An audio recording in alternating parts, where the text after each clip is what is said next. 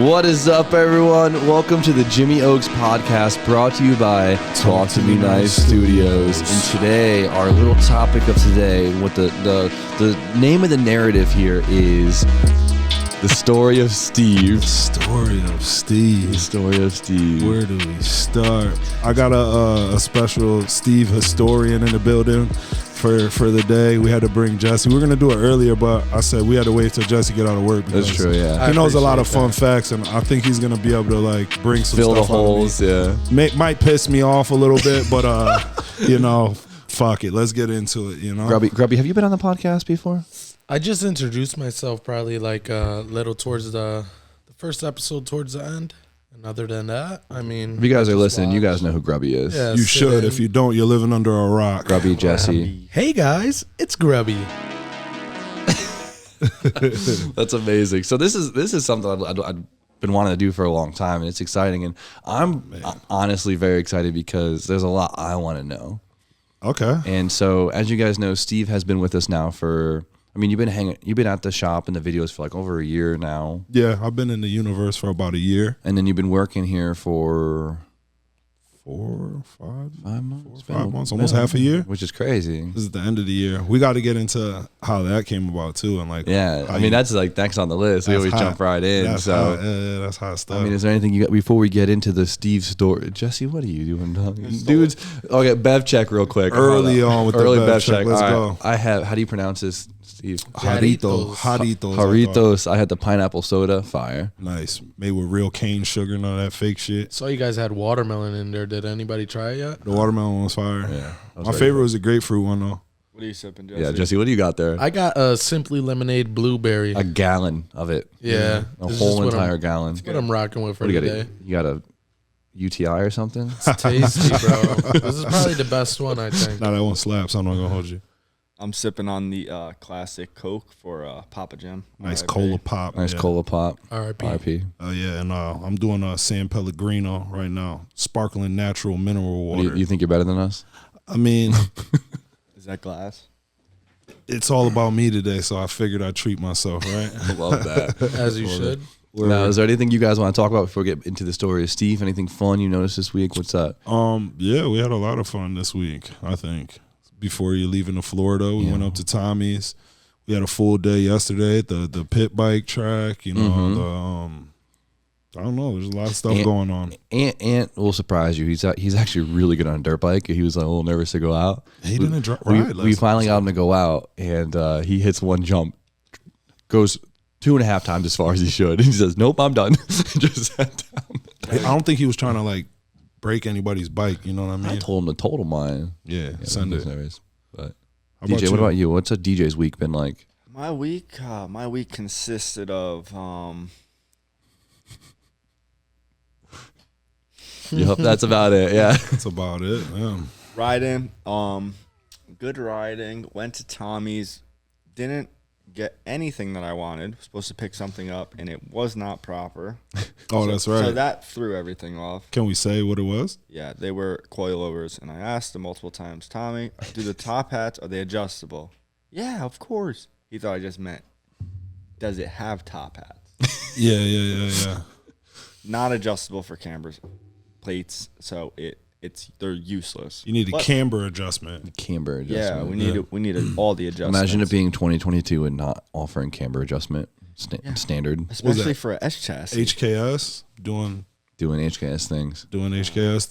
Staying Trying to be true. different. I don't know. All right, How about you, Jesse? Jesse, what about you? Softball. That's all. Softball season starting off. Jesse's a big softball guy. Was Love able that. to get out there. We're 3-0 right now, so. Damn, you guys haven't won yet? No. 0-3. 3-0. We got the most runs so far for the whole league. What's the name of the squad? The squad. Okay, still Damn, the all right, squad. you killed it. All right. For sure. All Who right. thought of that? My dad. Really? R.I.P. I to the love GOAT. it. Yeah. R.I.P. You guys keep OG1. it. Yeah, you keep that name. It was like he was the coach. I was like the get all my boys to play with me. That's it. Some good vibes. Yeah, so. yeah. They I'd play still there? softball just for Grubby. Yeah. Nah, facts. Yeah, They be like drinking. Like softball is different. They be like drinking 30 racks and parking going lot. and play. And like Yeah. softball in Meriden is different. They be like, we got a little game we call it's like parking lot pimping, Uh-huh. and it's pretty much the last person to stay in the parking lot drinking beers like the last team, Yeah. we give them the award for the night. Okay. You know, That's crazy. Who's got the least responsibilities for the Yeah, night? yeah. Who's the sounds- biggest alcoholic of them all? dudes bring Award. like 430 packs. I'm like, all right, guys. This sounds like my kind of sport. I like Yeah, come Let's by. get into softball. Yeah, we Got should it pull up. up. We got the jerseys. We should do an Oaks Garage softball team, even if yeah. it's just sponsored or How, something. how many players do we need? At least like 12. I Easy. think. Easy. Light work. Light work. We definitely got a squad with like all the Yeah, homies. we'll do that. I want to try and do like a tournament, maybe. RJ's definitely like, catcher. this year or something. Catching is easy. Hey yo. yo. That's where I play. DJ looks like shortstop. Yeah. Shortstop's hard. Yeah. Second and shortstop. I'm pitching. Big Steve pitch. I'm a center field kind of guy. Oh, yeah? Center field's good. Center fielder. Just put Ant on first base. See what Heard that. happens. He giggles. That's jokes. I can see Ant being the catcher. So small and nimble, like moving out, wing, wing, wing. The ball starts coming, he starts running after it and stuff. That was silly, man. Hey, yo. All right. Let's reel this back in. So, Steve, this is your day. And we got some Patreon questions, of course, but Okay. we're going to let this one kind of unfold on itself. But the first thing I guess we always get into when we have a story or a guest or something revolving on someone, we want to know, how were you introduced to the squad? Now, I think you said a little bit of it in the first podcast. Yeah. But you got Jesse here, so maybe we could tie it a little bit deeper. Yeah. So I want to say maybe 2 years ago, 3. I've heard, like I was saying before, I remember I mentioned this before in the podcast, that your name was like brought up, you know, around like the garage with like Fran and stuff, because you know Fran's just like big into cars, Cisco, and it would buying and selling cars, and you know he champions all his homies. So your name was brought up, and like I had known of Jimmy Oaks and like your page and stuff. Basically, they would just show me, oh, his Beamer is fire because da da da and this and that, and I was like, oh, that's dope. But probably 2-3 years ago, officially, I want to say, like before COVID, Jesse had me and Jesse were doing like videos and stuff. We still do videos. We haven't dropped a Grubby one in a minute. Yeah. The revamping of the Grubby Martinez show is definitely coming back out. But I think it was like around the time when we were just doing like the silly Grubby Martinez videos, and he had invited me to go to Thompson. I think it was one or two times. I went a couple times, and that's when I like officially I think met y'all. I may have stopped by the shop before, like a random time before or something, because I think I was in like a sub-mail video like a long time ago. Yeah, you just pulled up. I was like, get this man in here. Get this guy in here. It was He a seems good like time. He seems like good vibes. No, I think we clicked pretty early on. Absolutely. Yeah. Yeah. Big vibies. I think that's what it is. So like, I think that sub-mail video, the first like sub-mail video that I like appear in on the channel is like probably like one of the first or second times that I like met you.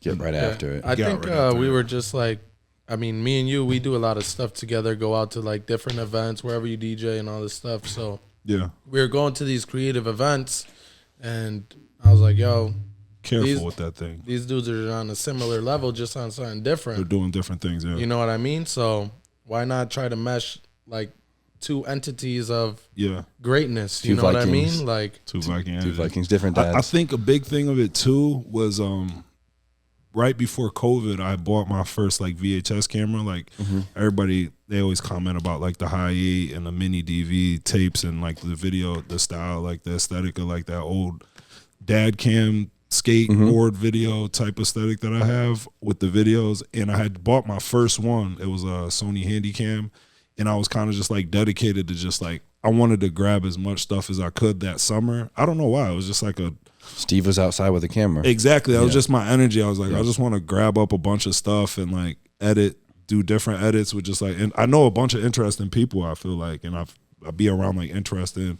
I'll be around all types of different shit. I'll be around like, one day I'll be with like some white friends that are doing just like extravagant white things, or I'll be with like my extravagant black friends or my Spanish friends, or just like some hood stuff, or I'll be around. It's just like, I have a pretty unique kind of like good balance. a balance of like just situations and stuff I'll be around. So with a camera, I was just like, I'm catching all of this shit. And then COVID hit. Boom. And it was like, at first I'm like, fuck, this sucks, because it's like now we not outside. But outside. We were kind of outside. We were still. kinda outside, yeah. And then that was around the time when I had started linking up with you guys, and you guys had events and different things, and the car stuff was just like super, just like appealing, you know, just like eye wise, Now, just what- seeing cars But did you have any interest in cars prior? Like, what was like young Steve like? And let's say, did you just kind of see him as a tool, or were you? What's up? I've always like appreciated cars aesthetically wise. Like, I've always like had like I've always had interest in cars in different ways than what you for guys sure, have. for sure. You know, I was never about to wrench on anything, or I never knew like certain parts like to the intricacies that like I've been introduced to now. With like knowing you guys and being around every day, like the amount of stuff that I've learned in like the past couple of years is like I was never into cars and like on to that capacity. But like just being an outside person of creativity, or like you appreciate that. Art, just from an art aspect, I've always like appreciated cars because cars are like very artful, just things. Well, like, we're turning you into a car guy now. So yeah, watch out. slightly. I mean, y'all got my balance right. I think it's like I have a nice balance right now of like car guy-ism, you know what I mean, mixed in with everything else. But early Steve, I had like homies like, and it's interesting like how it seems like the natural progression of a lot of the car guys is like BMX or skateboard. Yeah, some types of action sports or some type of creative X Games shit. some active shit. But I would say more of something hobbies that had a creative outlook. Yeah. Right? Something that like you can kind of project energy through, right? Yeah, in a creative way. Definitely. So it seems like a natural progression from like X Game-esque type sports. And I had a couple homies. One of my buddies, John Jenkins, he plays in the NFL now. He has what, an R30 33 now. Yeah. He was always, him and this other kid at the bottom of my street that I grew up with, his name's Tyler Hoffler. Tyler was always working on cars out in his backyard, just like working on neighborhood people's cars and just like always talking that car shit. Like now that I look back, it was like what you guys be talking about now. Yeah. They were talking about that then, and John, believe it or not, like it would be dope if he was in town to get him on a podcast. We That'd be probably great. could. Yeah, He would be I'd love down. that. Honestly, that's my dog. Like, him and Tyler were into BMX bikes, so I remember he had like some of the Diamondbacks and fucking Haros and different Jeets. Just names like I'm spitting names that I remember, 3-piece cranks and stuff like that, and different things that I just remember hearing. Steve, you're good with the keywords. You always remember the keywords. You know what I mean? Yeah. It's important in life to understand the keywords. You got to be able to type them into the search engine so you can pull up what you're looking for if you want to learn about it. So they were into like bike stuff, and they used to play the Gran Turismo game. It's another thing that I've heard with a lot of car guys. They all start and like not start, but a lot of it comes from like video game nerding out. For sure. Or they had that one poster on the wall. Need for Speed, all of that energy. So they were like geeking out about cars like that when I was younger. I was into basketball. I played sports and stuff growing You're a sports up. guy. I was a big sports guy, but always been well-rounded, like, you know what I mean? So it was like I used to hear that stuff, and I used to, get into it as much as I could with them, like playing the video game. But I was never like. But you're never a full car guy. Never which is fine. full car So guy. you were just a car dude. You're just a dude that like. Dude, I'm just a dude. I like dude I like appreciation. dude stuff. There you know go. what I That's mean? what I'm trying to say. Just dude things. Exactly. Digging holes. I appreciate cars. Loud sounds. There we go. Digging holes and breaking shit. Grease. Two best things. Digging holes and breaking stuff. Digging holes, breaking stuff, fixing stuff. Not so fun. I mean, it's part of the whole world, though, you know? That's it.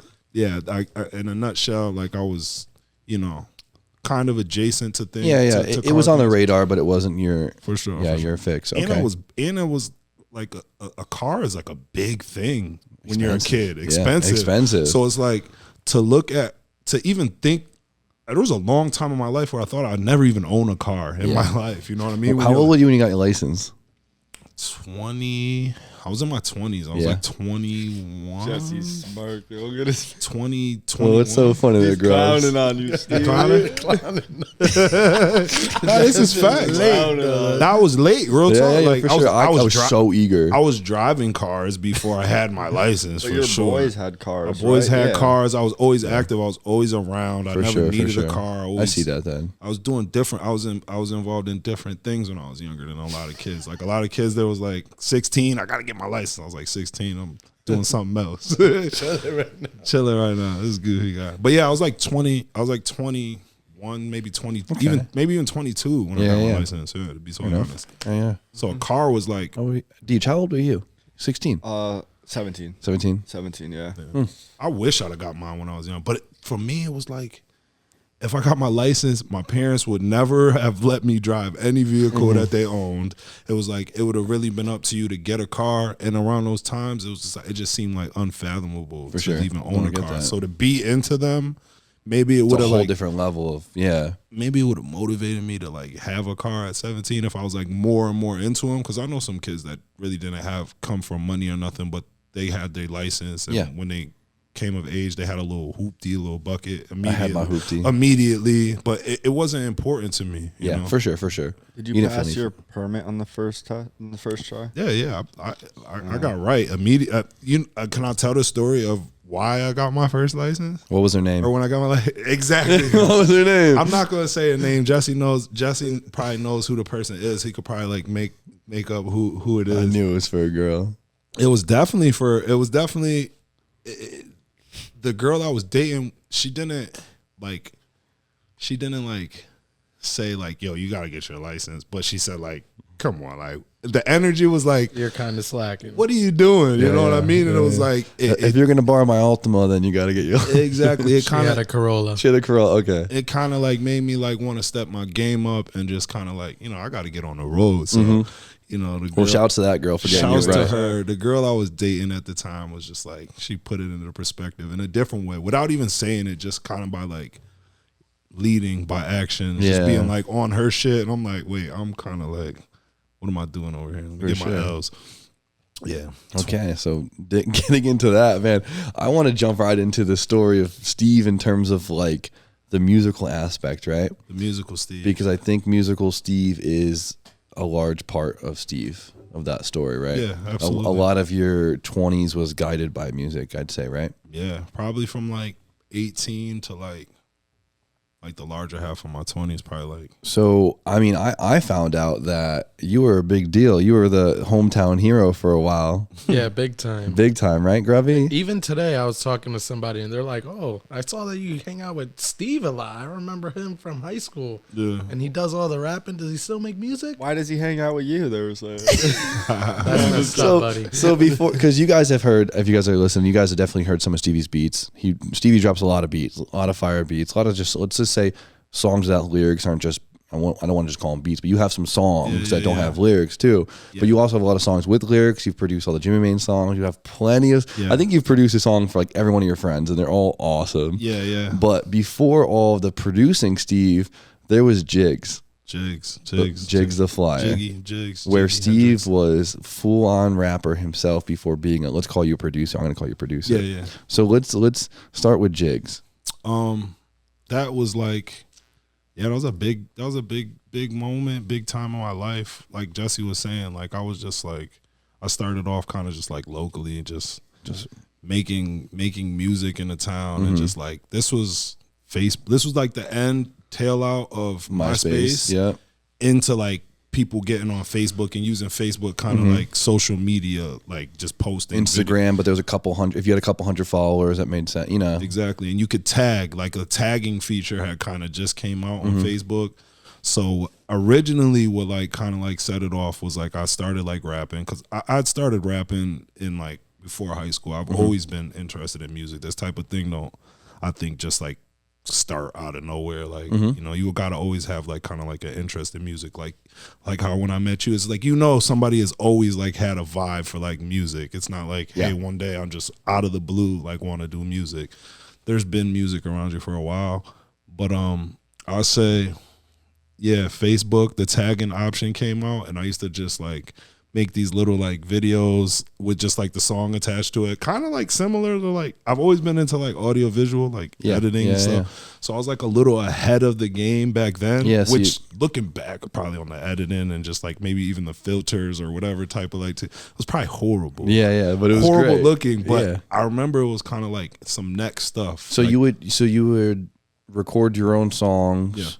And back then, that early on, were you making your own beats too? Or you getting beats? Nah, we were downloading. Beats, jacking for beats, just like rapping over like popular. This is high school, Steve. This is, high school. Steve was even less advanced. Like high school is just like, I mean, technology in general. Exactly, high school 15 years ago was like MySpace.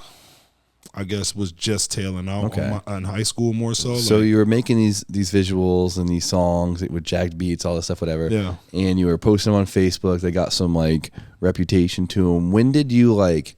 What was your first like song that got known? Because you showed me some early songs. I don't know how early in the story that is, but they were really good. What was your first?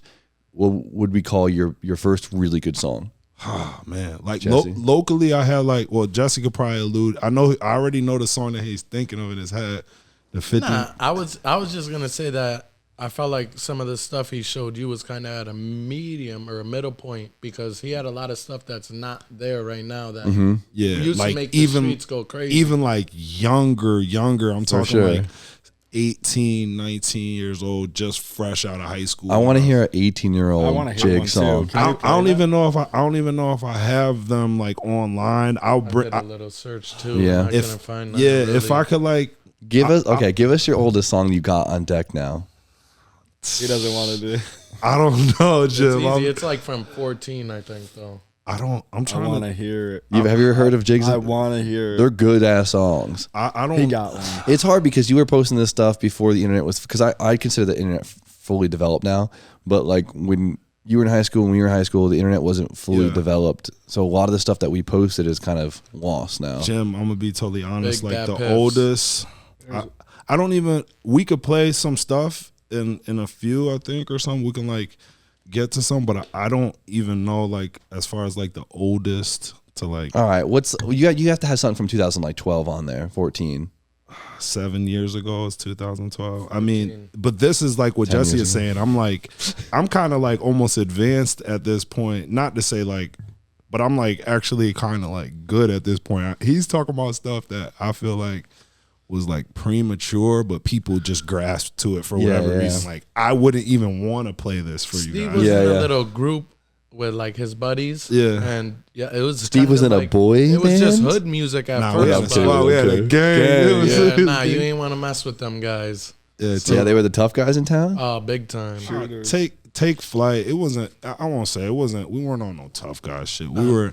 You probably thought you were on some tough guy shit though. I mean, we all did at that age. Fast forward into life, a lot of my buddies that I hung out around the time, got into some really rough things in life, and we were doing some things that I guess Jesse's a little bit younger, so the view that he sees it from is kind of interesting to me because that's how maybe he may have viewed it. Yeah, but we were just all just trying to do stuff, and dudes were into different things in life, and But the one thing that linked you was the music. Music. But I'll be the first one to say that it was rough. It was a rougher period in my life. Like it was a different Steve, different type of. Of course, but it just shows your versatility at the same point where it shows like you could do this and you could do that, and that's what I kind of like about it.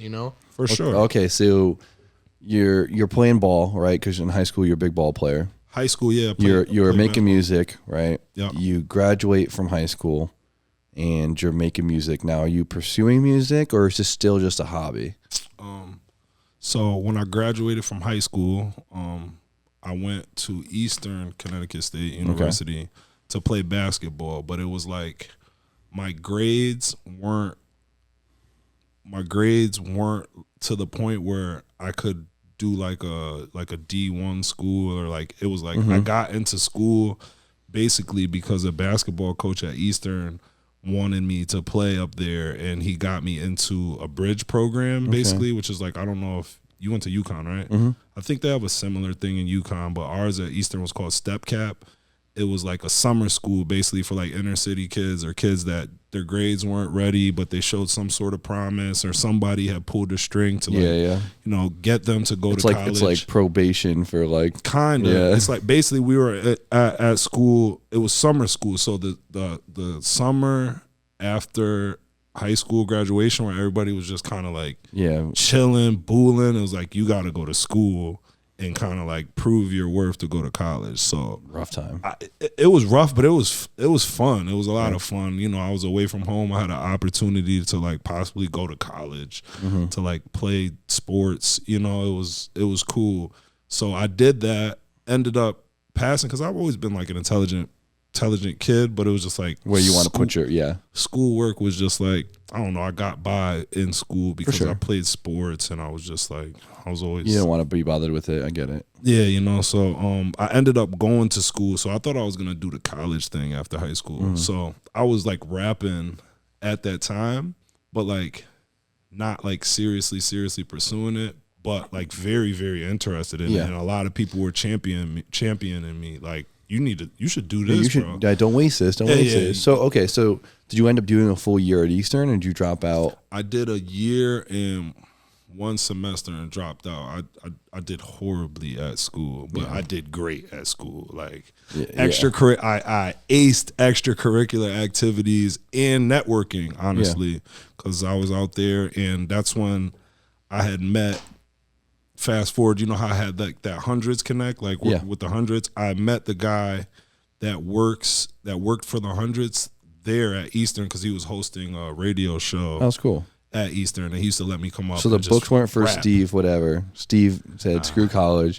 Now you dropped out, right? I dropped out. And when do you start taking it seriously? Because you like, it was. To me, it was toward the edge of dropping out. That was kind of like my energy.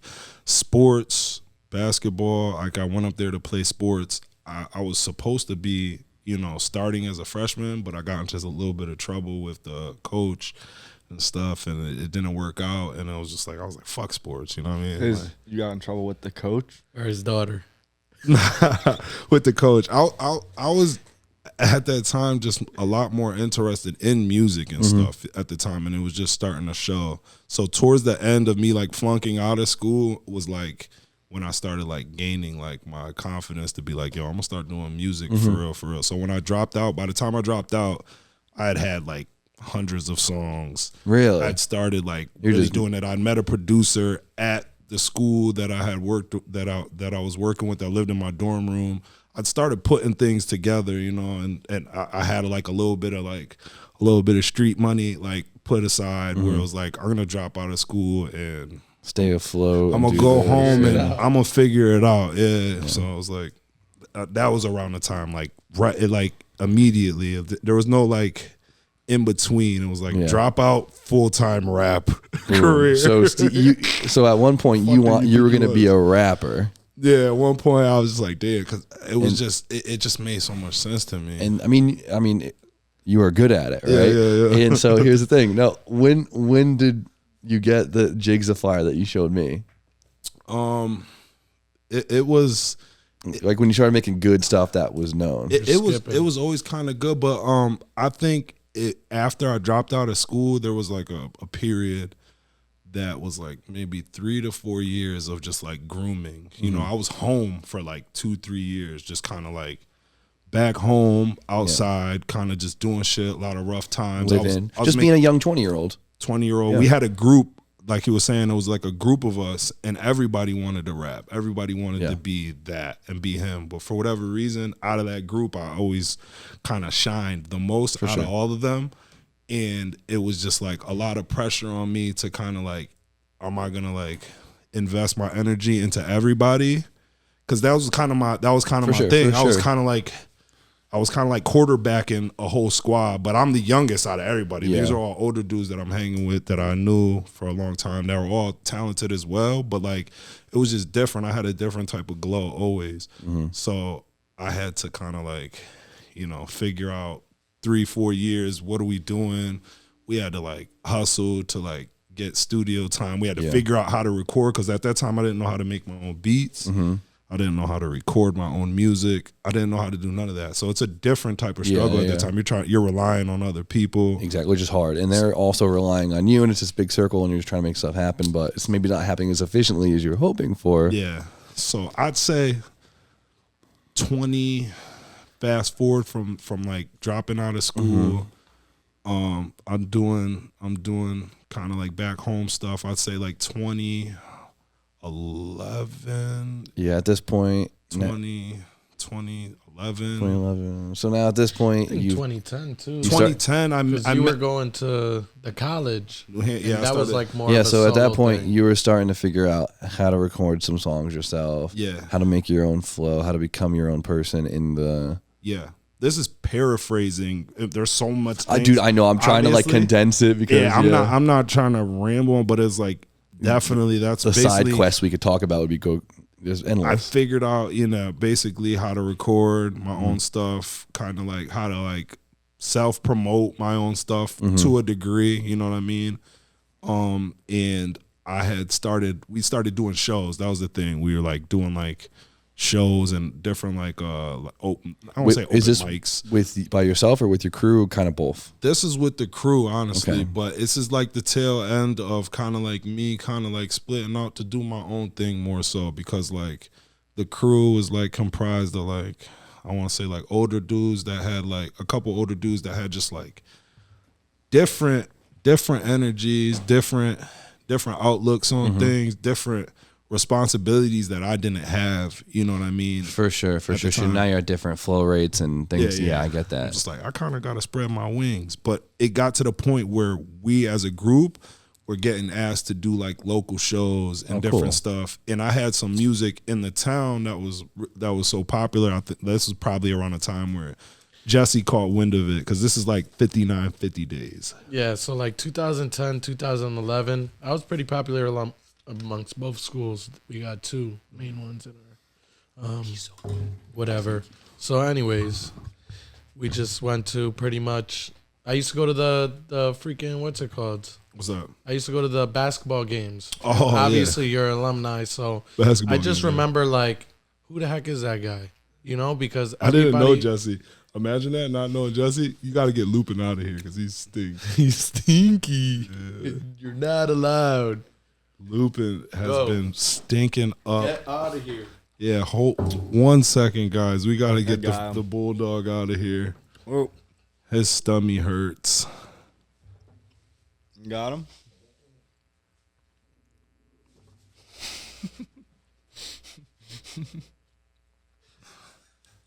Because he's stinky. Oh, here's Big Jim's back anyway. Lupin tried to sneak in, and he is not allowed right now. Do we got to sync? No, we're good.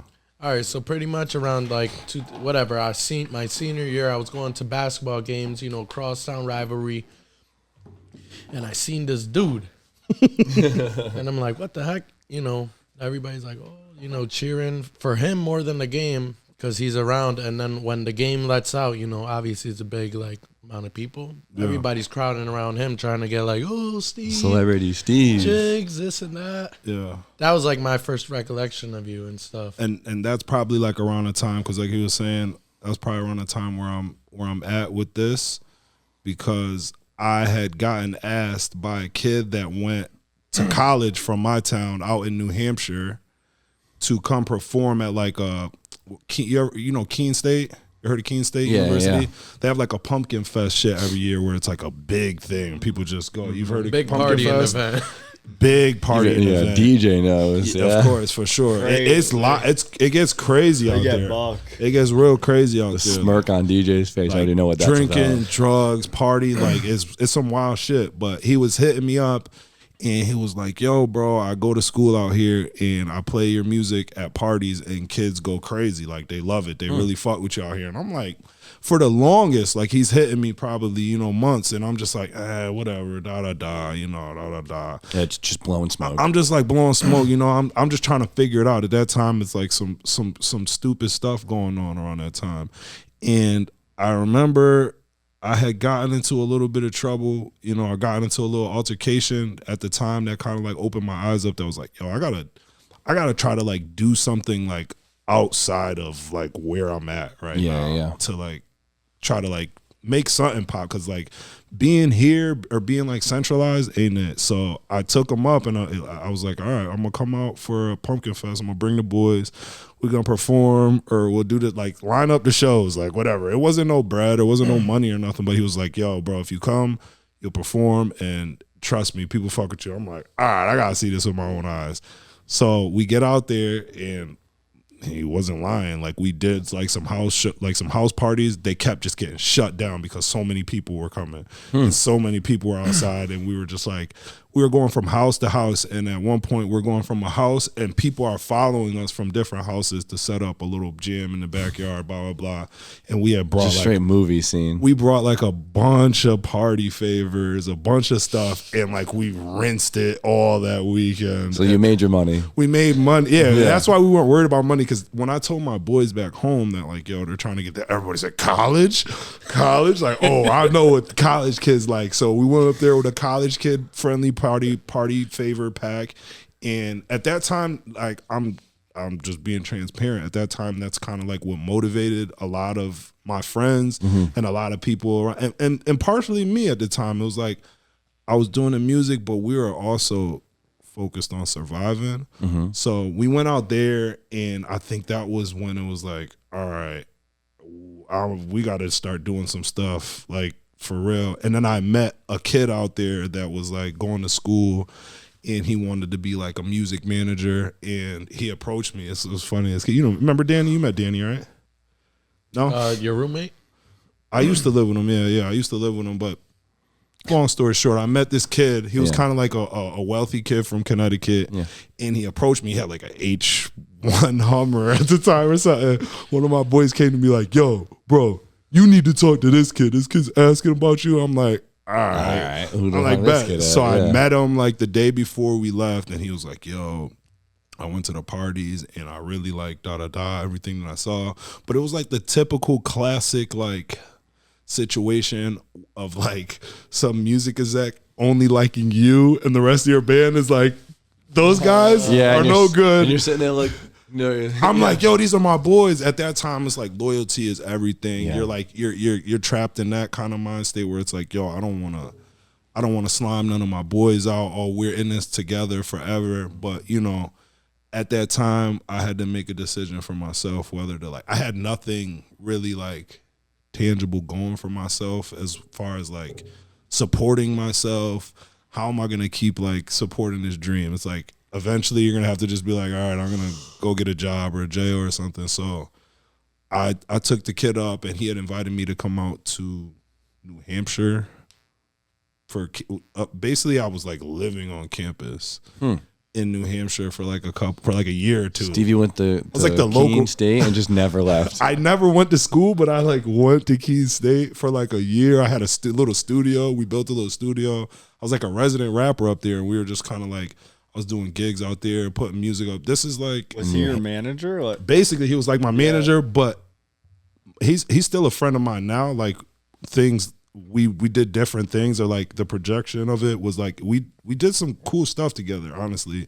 But his life had a different projection for him as far as like what my life was gonna be. So it's like we didn't stick together and like stay true to the original plan that we came up with. But it was never like no falling out or nothing. But basically, he was kind of like my manager, and this is the time of like blog rapping. Like it wasn't iTunes. Yeah. There wasn't, like I was saying. It's a hard time. That was Twitter, a hard time. Instagram was fresh. Yeah, that was a hard time to get shit out there. Like now it's so easy. Yeah. Anyone can get a viral video these days. Yeah.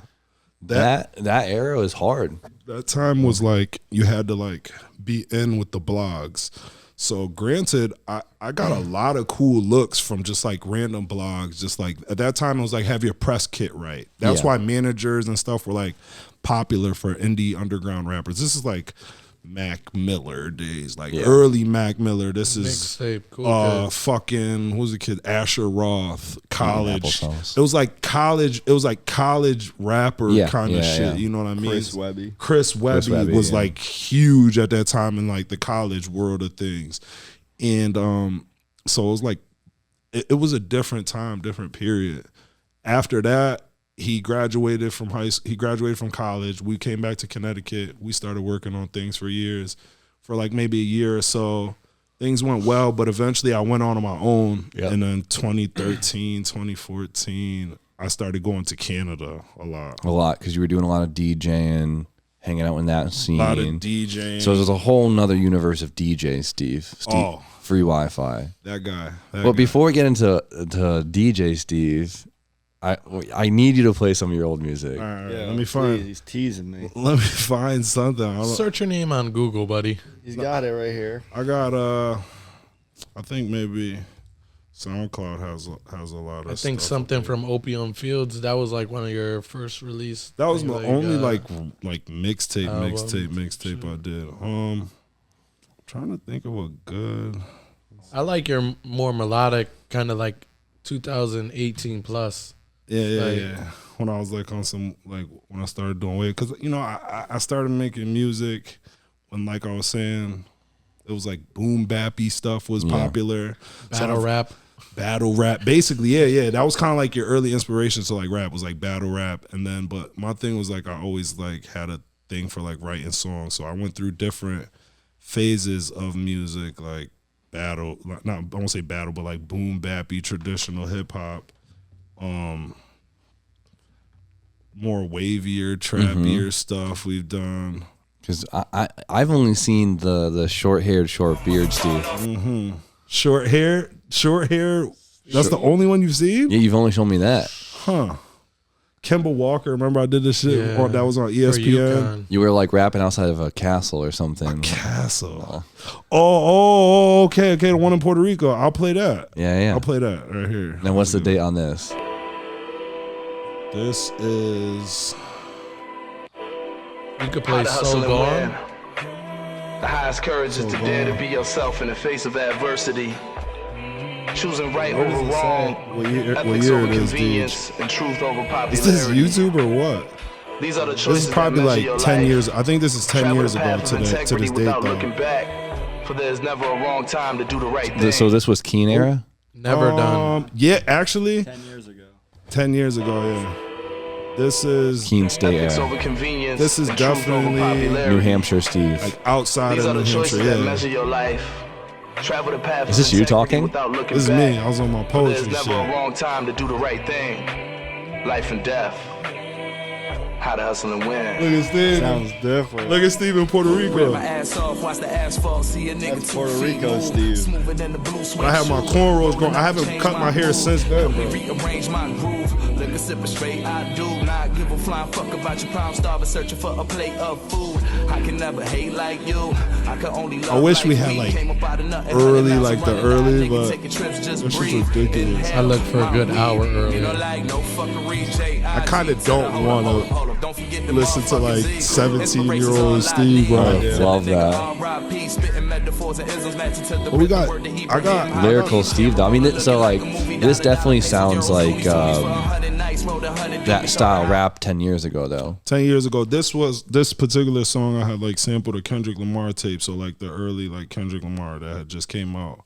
I was like really around this time inspired by just like that type of stuff, like Kendrick and different. Like it was real soulful. It was kind of like not woke, but like I know what you mean. That era of just like euphoric woke bars, euphoric wisdom, knowledge. I always like knowledge and stuff, but at that time I was like, we were doubling down on like reading books, reading books energy for sure. Yeah, for sure. I never heard you have to have some rap songs. Rap like hard. You got to have some hard songs. What? I want take me for the ride. I want to hear the different styles that Stevie has produced, because I've heard you rap from Chicago style to freaking. You could sing reggaeton. You could do anything. I've seen you do it all, but I want to hear some of your recordings. On different genres, right? Try Never Done. I like that one. It's kind of like smoother. Never Done, or how about The Land of So Much? I like this. This is up right here. Give us a taste. This is 7 years ago. This is me in Montreal. This video. DJ's getting to watch the video with Steve. I was lit. I was really outside though. Always been outside. We gotta go back, bro. I gotta go back. Canada. Yeah, we're going back. In Atlanta so much, I just want me a little 100 on everything. This shit official. They love how it sound and they love how it's Look at him. Smoking dope in the jets. With my boys. Who hustle amazing. Cuts from the pavement, left scars on our skin, but we really legit. Had the golds in my mouth. And they down off my chest for stress. I like me a spiff, like me a bitch with hips and thighs. Her life is a bitch and these bitches tell lies. Look in my eyes, I'm paralyzed from this. It sounds real big ASAP gang, doesn't it? This is approaching, you know, as the years go on, you hear the different influences in music that are popular. I've always been able to stay like relevant with a flow, you know what I mean? Like what's going on now, I could do that. Not to say I haven't had my own identity within it, but it's important. Times come for time, you know, it's like clothing styles, they come and go. Exactly. It's big ASAP.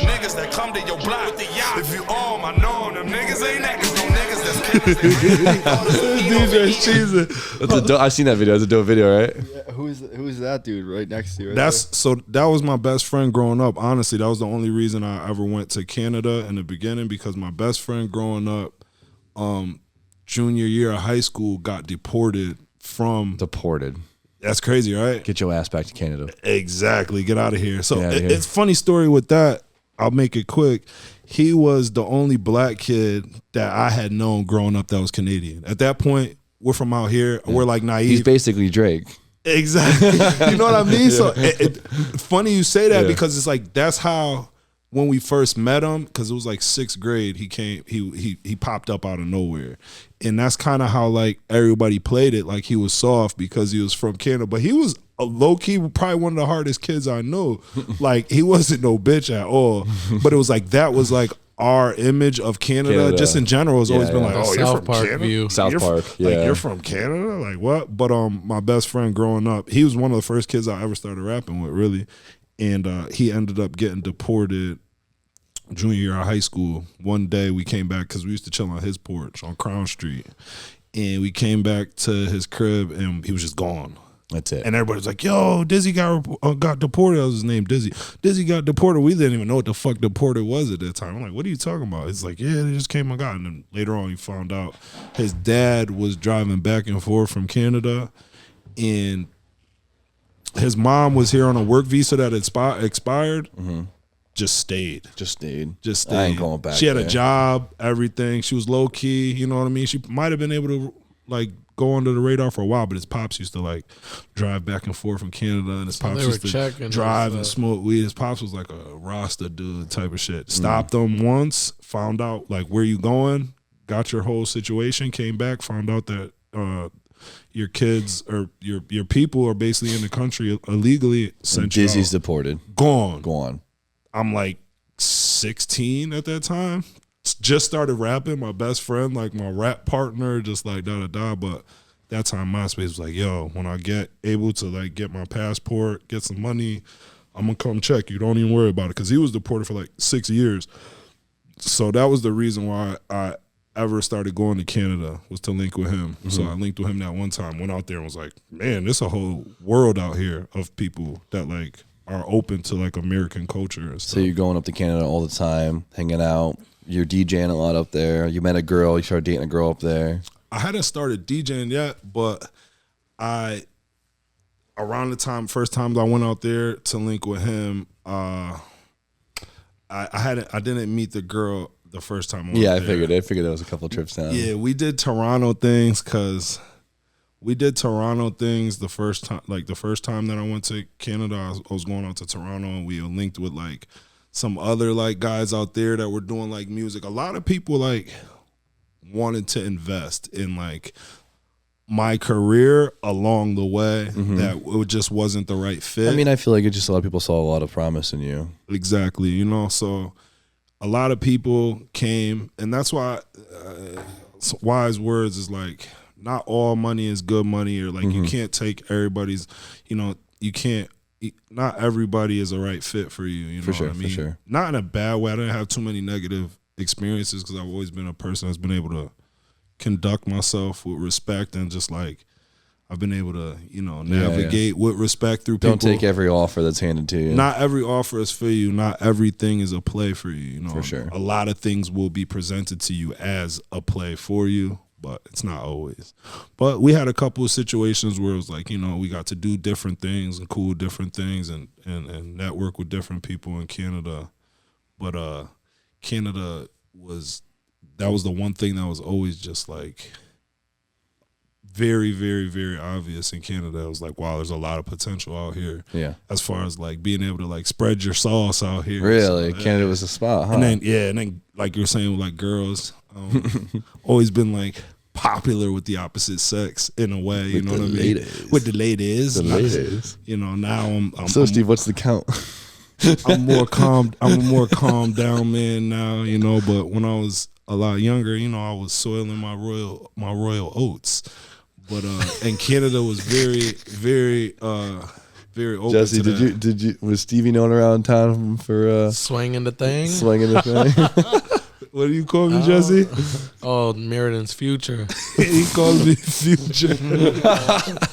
One time the shorty called Steve Nash. Steve Nash. Because he always gets the bag and Dash, as they say. Dash. Right. Nah, yeah. But, oh, my championship. God. MVP. But, yeah, so that was kind of like, I'm at like 2014, 15, 16. I thought he was talking about his count. No. Yeah, I'm at like the year 2015, 14, 16. Is that like, when you were going to Canada, is that around when you started producing? Yeah. Okay, before we start talking producing, Steve, can we find a couple more rap songs? I need to hear some more. You want to keep playing? I want to hear some more flavors. Yeah. What you want to hear? SoundCloud got some 6-year-olds with for 50,000. One got 80,000 9 years ago. That's good for SoundCloud. The Great Also, there is some on SoundCloud. How did you find that? No, I got most of like my current stuff. Steve was early on the SoundCloud. He was probably like the first person I heard on This there. was a banger too, actually. A lot of people like this one.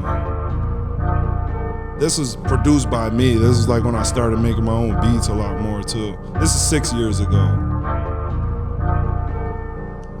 Yeah.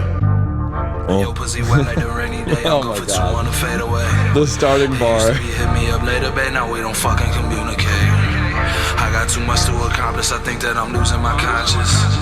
My morals are different than yours, and I got some chance to be dying for me. Juggling exes, you coming back as I fuck you like, is it love? That's horny Steve. Horny Steve. Not horny, Thotty Steve. Thotty Steve. Thotty Chronicles. Yo, pussy wet like the rainy day. I'm good for 2 on the fade away. I split up a bar and I fade away. I don't need nobody anyway, bitch. But baby, I'm sorry, I love you. You tell me that this isn't over with. But I am so over it. Sorry, you never got none of the notices. In love with your pussy, your body, your mind is what I am. Thotty Steve. I'm headed left coast. You should see all the things I got crossed on my bucket list now. Yeah. You finally start to care. Ooh, Drake Steve. I show up so that was like this one used to get like people like stage diving Steve. Turn down a little bit. Which one's this? This is Rowdy. This is stage diving Steve. This is House Party Steve. House Party Steve. This beat goes crazy.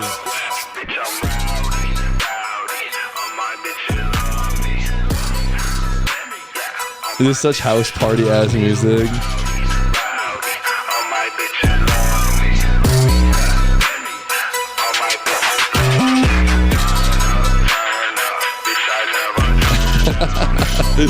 I see young Jesse playing this shit, just losing it.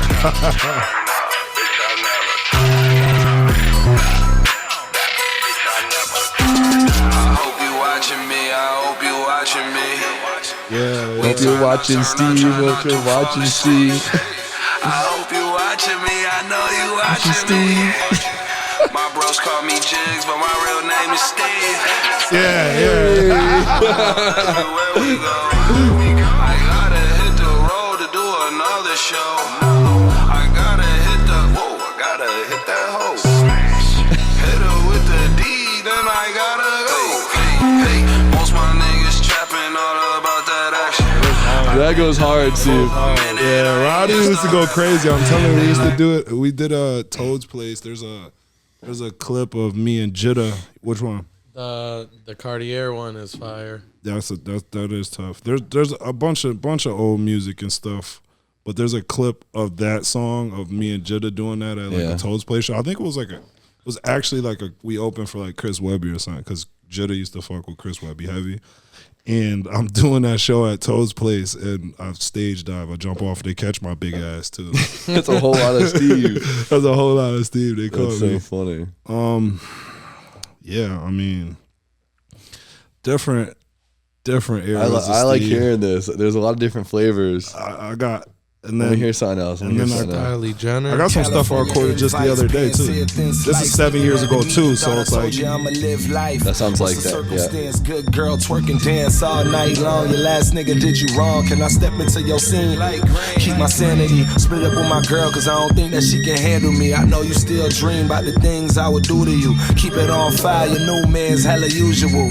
Call me ghetto, some think we live bougie. If I had $1 million, I would still rock newbies. And nights just to kicks with spikes would be an option. Double espressos, hoes with deep pockets. Wanna take a nigga shopping, ship shit overseas. Off the way you make them scream. Introduce me to your father. I was glad it made you happy, but the irony of it is I'm the one you calling daddy, ain't it right? Dottie Steve. Dottie Steve. That shit flows. That shit flows, yeah. Always had very promiscuous rap songs. Stevie has bars, that's all I gotta say. But I've always been able to like technically rap really good. Yeah. That's like one thing that I kind of like, I've always been like happy about, and like as far as like from a rap standpoint, it's like I could rap good. I could do like goofy songs and like fuck around and experiment with flows. You just freestyled a whole entire song before we started today. You know, it's in me, not on me, for sure. That's what I always said. A lot of stuff, you know what I mean? Just like I believe that with a lot of people. It's like your energy, your swagger, your style, it's like it's in you, not on you. Some people put things on themselves to make them like, that's a great way to put it. to like look like something, Yeah. but you could tell when like somebody's like almost like a, I won't say a poser or Try something. hard. A try hard. It's Try like hard, some yeah, people yeah. you can see, it's just like that's you, that's kind of like what you're good at or gifted with, and I I've feel like there's always like been able things. to rap. It's just like there's like natural talent. There's also natural creativities. Yeah, You know? that's I think more so what it kind of like stems from is like kind of like being like a creative little kind of like nerdy kid in my own sense. Like I've always been kind of like a little ghetto nerd kind of kid, more so like than like I was always into different, I think like things than like most of the kids in my neighborhood type shit. But at the same time, I was still just a kid from my neighborhood type shit. And So you're making rap songs, doing all that. You went from the crew to being on yourself, hanging out in Canada, doing all that, and then you learned how to, someone showed you how to. someone showed me how to make a beat. How to make a beat and fucked up bad. So let's hear about that, because I mean, that's Stevie whips up like beautiful beats. He'll we'll go through packs and I'll find one noise I like. It'll just be like a doing, and I'm like, Steve, make a song about that, like with that song right now. Yeah. Boop boop boop boop boop, banger. Yeah, Like we can crazy. we can make it happen. I don't know. We got to stream you making a beat, like just beats. I want to do the Twitch thing. I want to get some Twitch stuff going so that like Love we that. can You show people how we do this thing. make a song on Twitch. Oh, that'd be so much fun. I think even maybe like a live stream of a day in the Oaks. Like you don't have Well, to do no, it all the I think time, if but, we set this studio up, or because I want to have one at my crib too, just like some cameras. But if we set up some webcam stuff in here, DJ knows, and maybe had like the option to, if we ever want to go like live stream, like just For have sure. it like ready so that we could just do a shit. stew session. Yeah, because people Love that. want to see this shit. There's like videos online with millions and millions of views of people just making beats and just like doing the stuff that we do. There's one with 150,000. Jay-Z X's gang. Stop playing with them. Stop playing with them. This is one of Came my up on this is Shuffle one of the my other day. this is one of my proteges. Honestly, man, he's made me so proud this year as far as music wise that. goes. DJ, two DJs jumped on the Spicy track. Jackie. That's very true what you said. I try to make a song with almost every one of my friends. If you like come at me and even like jokingly be like, "Yo, I want to make a song," I'll sit down with your Play ass. Grubby's song right now. Play it. Play Grubby's song. If So you guys like don't know, SoundCloud. Stevie, so Grubby's song was the first banger I heard by Steve, and I said, oh man, this guy. he got that reggaeton banger too with Giovanni. I got a joke with him. Well, was it Grubby Martinez? Let You Go. Yeah. Look that up on YouTube in your spare time, guys. Grubby Martinez, you made this and my life was changed. Yeah, I think this is when you were like, yo, I want to make a song or Yeah, something. well, I saw you. Well, I've always been into music. You've known that, and then like you and Grubby. I was like, game on. If you can make Grubby sound good, we're good here. Exactly. Right. No disrespect. I meant that didn't sound in the best way. In the best way. Fuck that. If you can make Jesse sound good, anybody can make a song. The first demo track he had, you ain't have. Well, you kept so much of Jesse's personality in this song. It's nuts. Jesse. At this time, we were just bumping tunes, though. We were bumping freestyle music heavy. What's the name of the song? Let You Go. Did it? R.I.P. Juan too. I feel like this was. I'm not to keep bringing it up. You know, Jesse's father passed away recently, and I'm so happy that we got this song out while he was alive. He was bumping it, like fucking with it and everything. showing all his boys. Listen to Jesse though. You to me. A banger, dude. I think it's such a shame I've gotta let you go.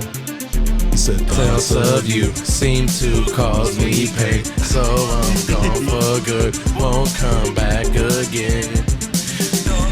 Yeah.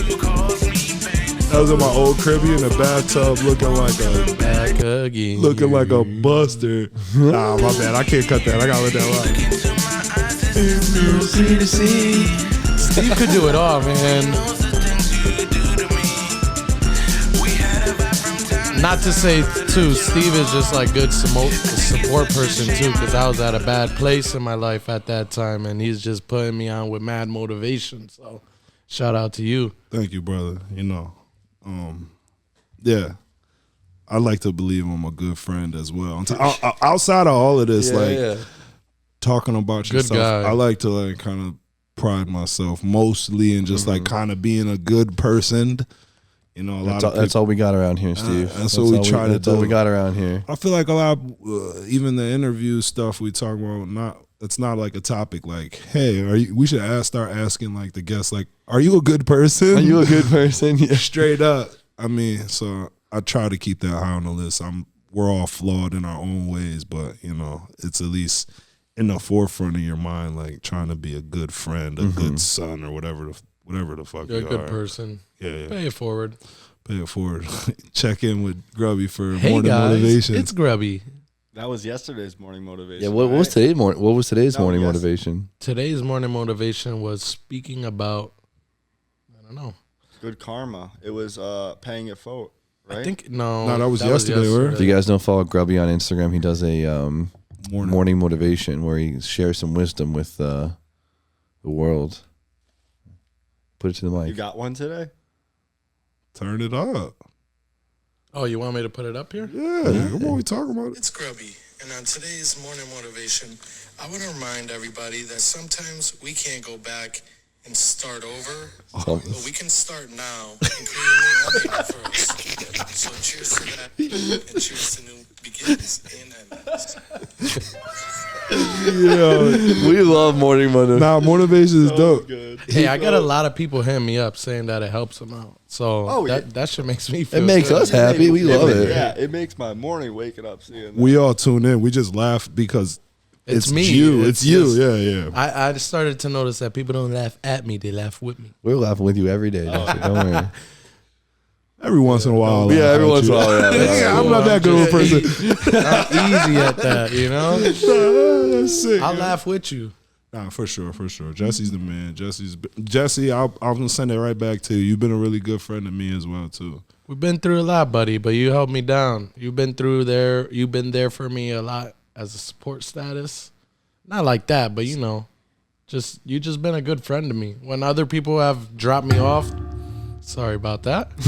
When other people dropped me off the cliff, Steve was there. still there trying to give me advice and how to handle situations, which, you know, I was just going through shit. No Everybody does in life, you know. doubt, I wouldn't no be I wouldn't be where I am today without Steve's advice, you know. Love It's that. a great friendship, I yeah. love that. Word. What's understood doesn't have to be explained. Remember that. So when did you guys first meet? Let's talk about this story. Florida.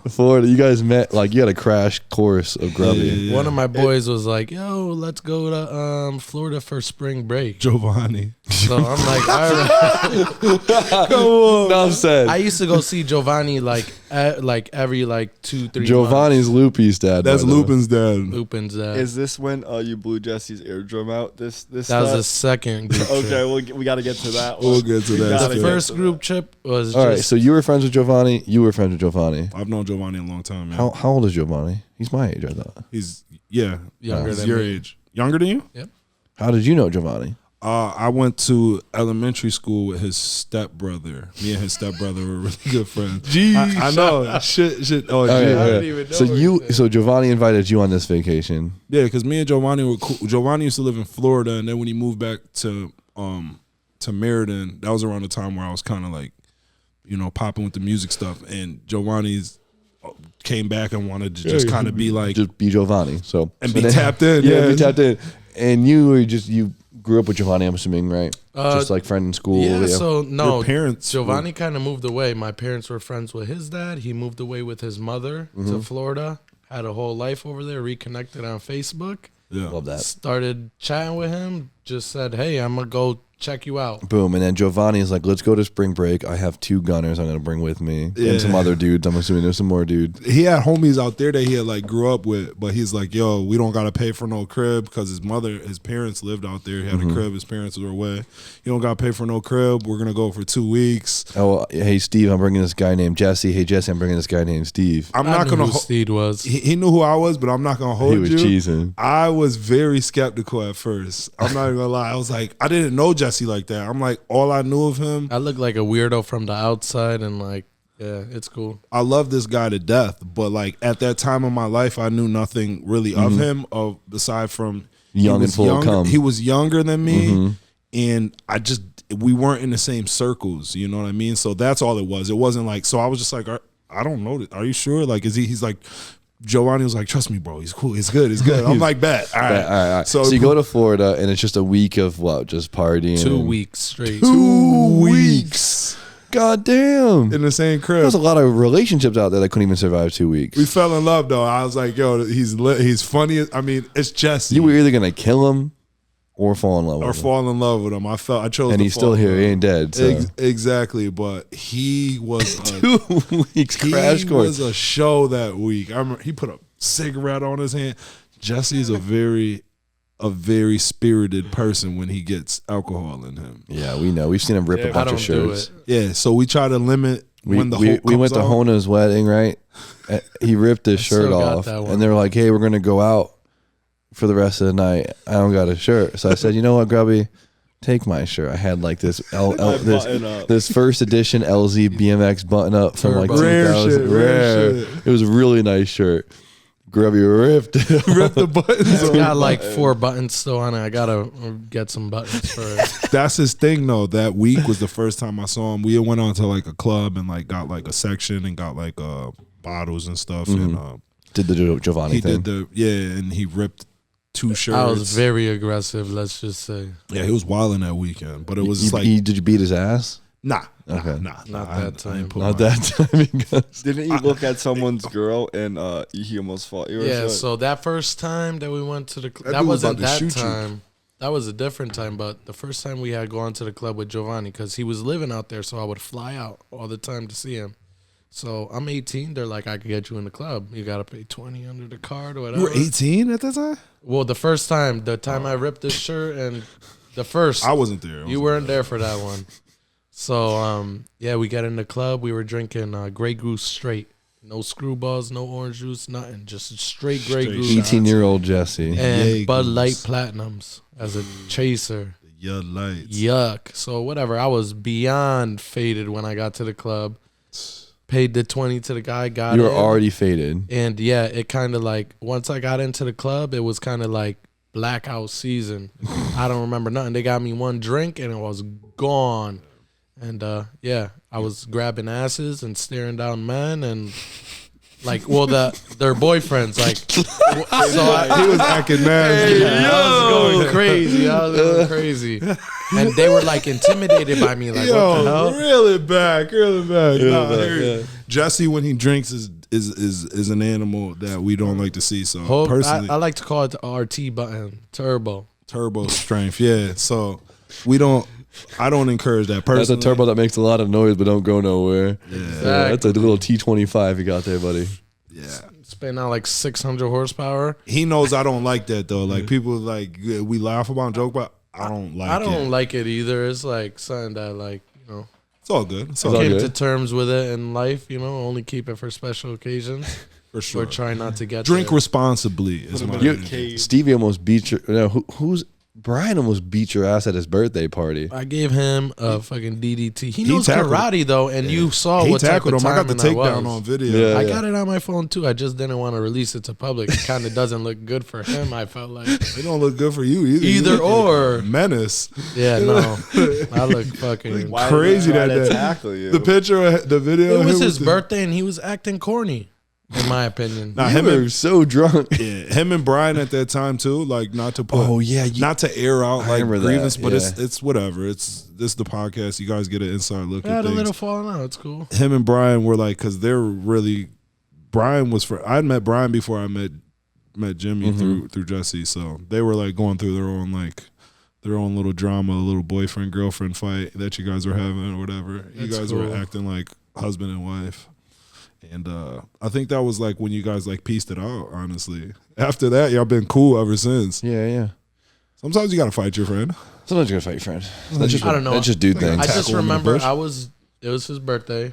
You I were was drinking. heavily and he wasn't no. keeping up. Heavily intoxicated. Yeah, he was like, "Get fucked up, motherfuckers! You ain't getting fucked up enough for your." You was that guy. We like, were they at get my him shop and his nice? mom was there. It wasn't that. he Liz attacked knows. him in front of his mom.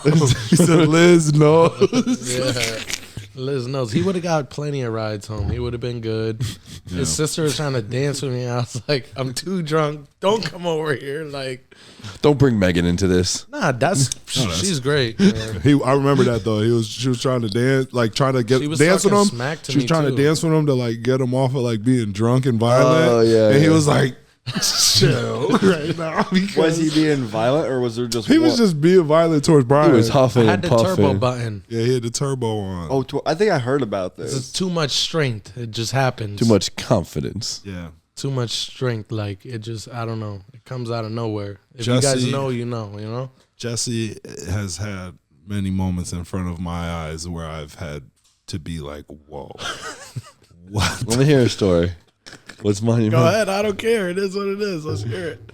Oh, man. I mean, well, that one time when we were in Florida, this is another trip we're in Florida, and we're out, and I don't know what happened. We're at La Tripleta spot, which is like a Spanish. It's like a sandwich with 3 meats on it. I was sauced up It's before like- we got there. It's like a food truck. So we're at there. It's like after, it's like late night. It's like Orlando. Orlando's dangerous in like certain parts. Like Spanish Orlando, like late night after 1 a.m. This was on You're like, out late. what is Just, it? The OB Drive or something like that? I don't know where we was at, but it was like, chill out, bro. Let's get this food and go home. I'm pretty sure my recollection was I walked past a guy, he didn't like the way I looked or looked Yeah, because at him. he was like he had the turbo on and he's just Go. grilling. He's Yeah, Jesse with the- he's grilling dudes down. Like that's literally demon time for real. that's all it takes a lot of times for somebody to like get into an argument, a You're fight, giving somebody them a get reason. killed. It's just look at them crazy. How many times you've been like, yo, or you're just,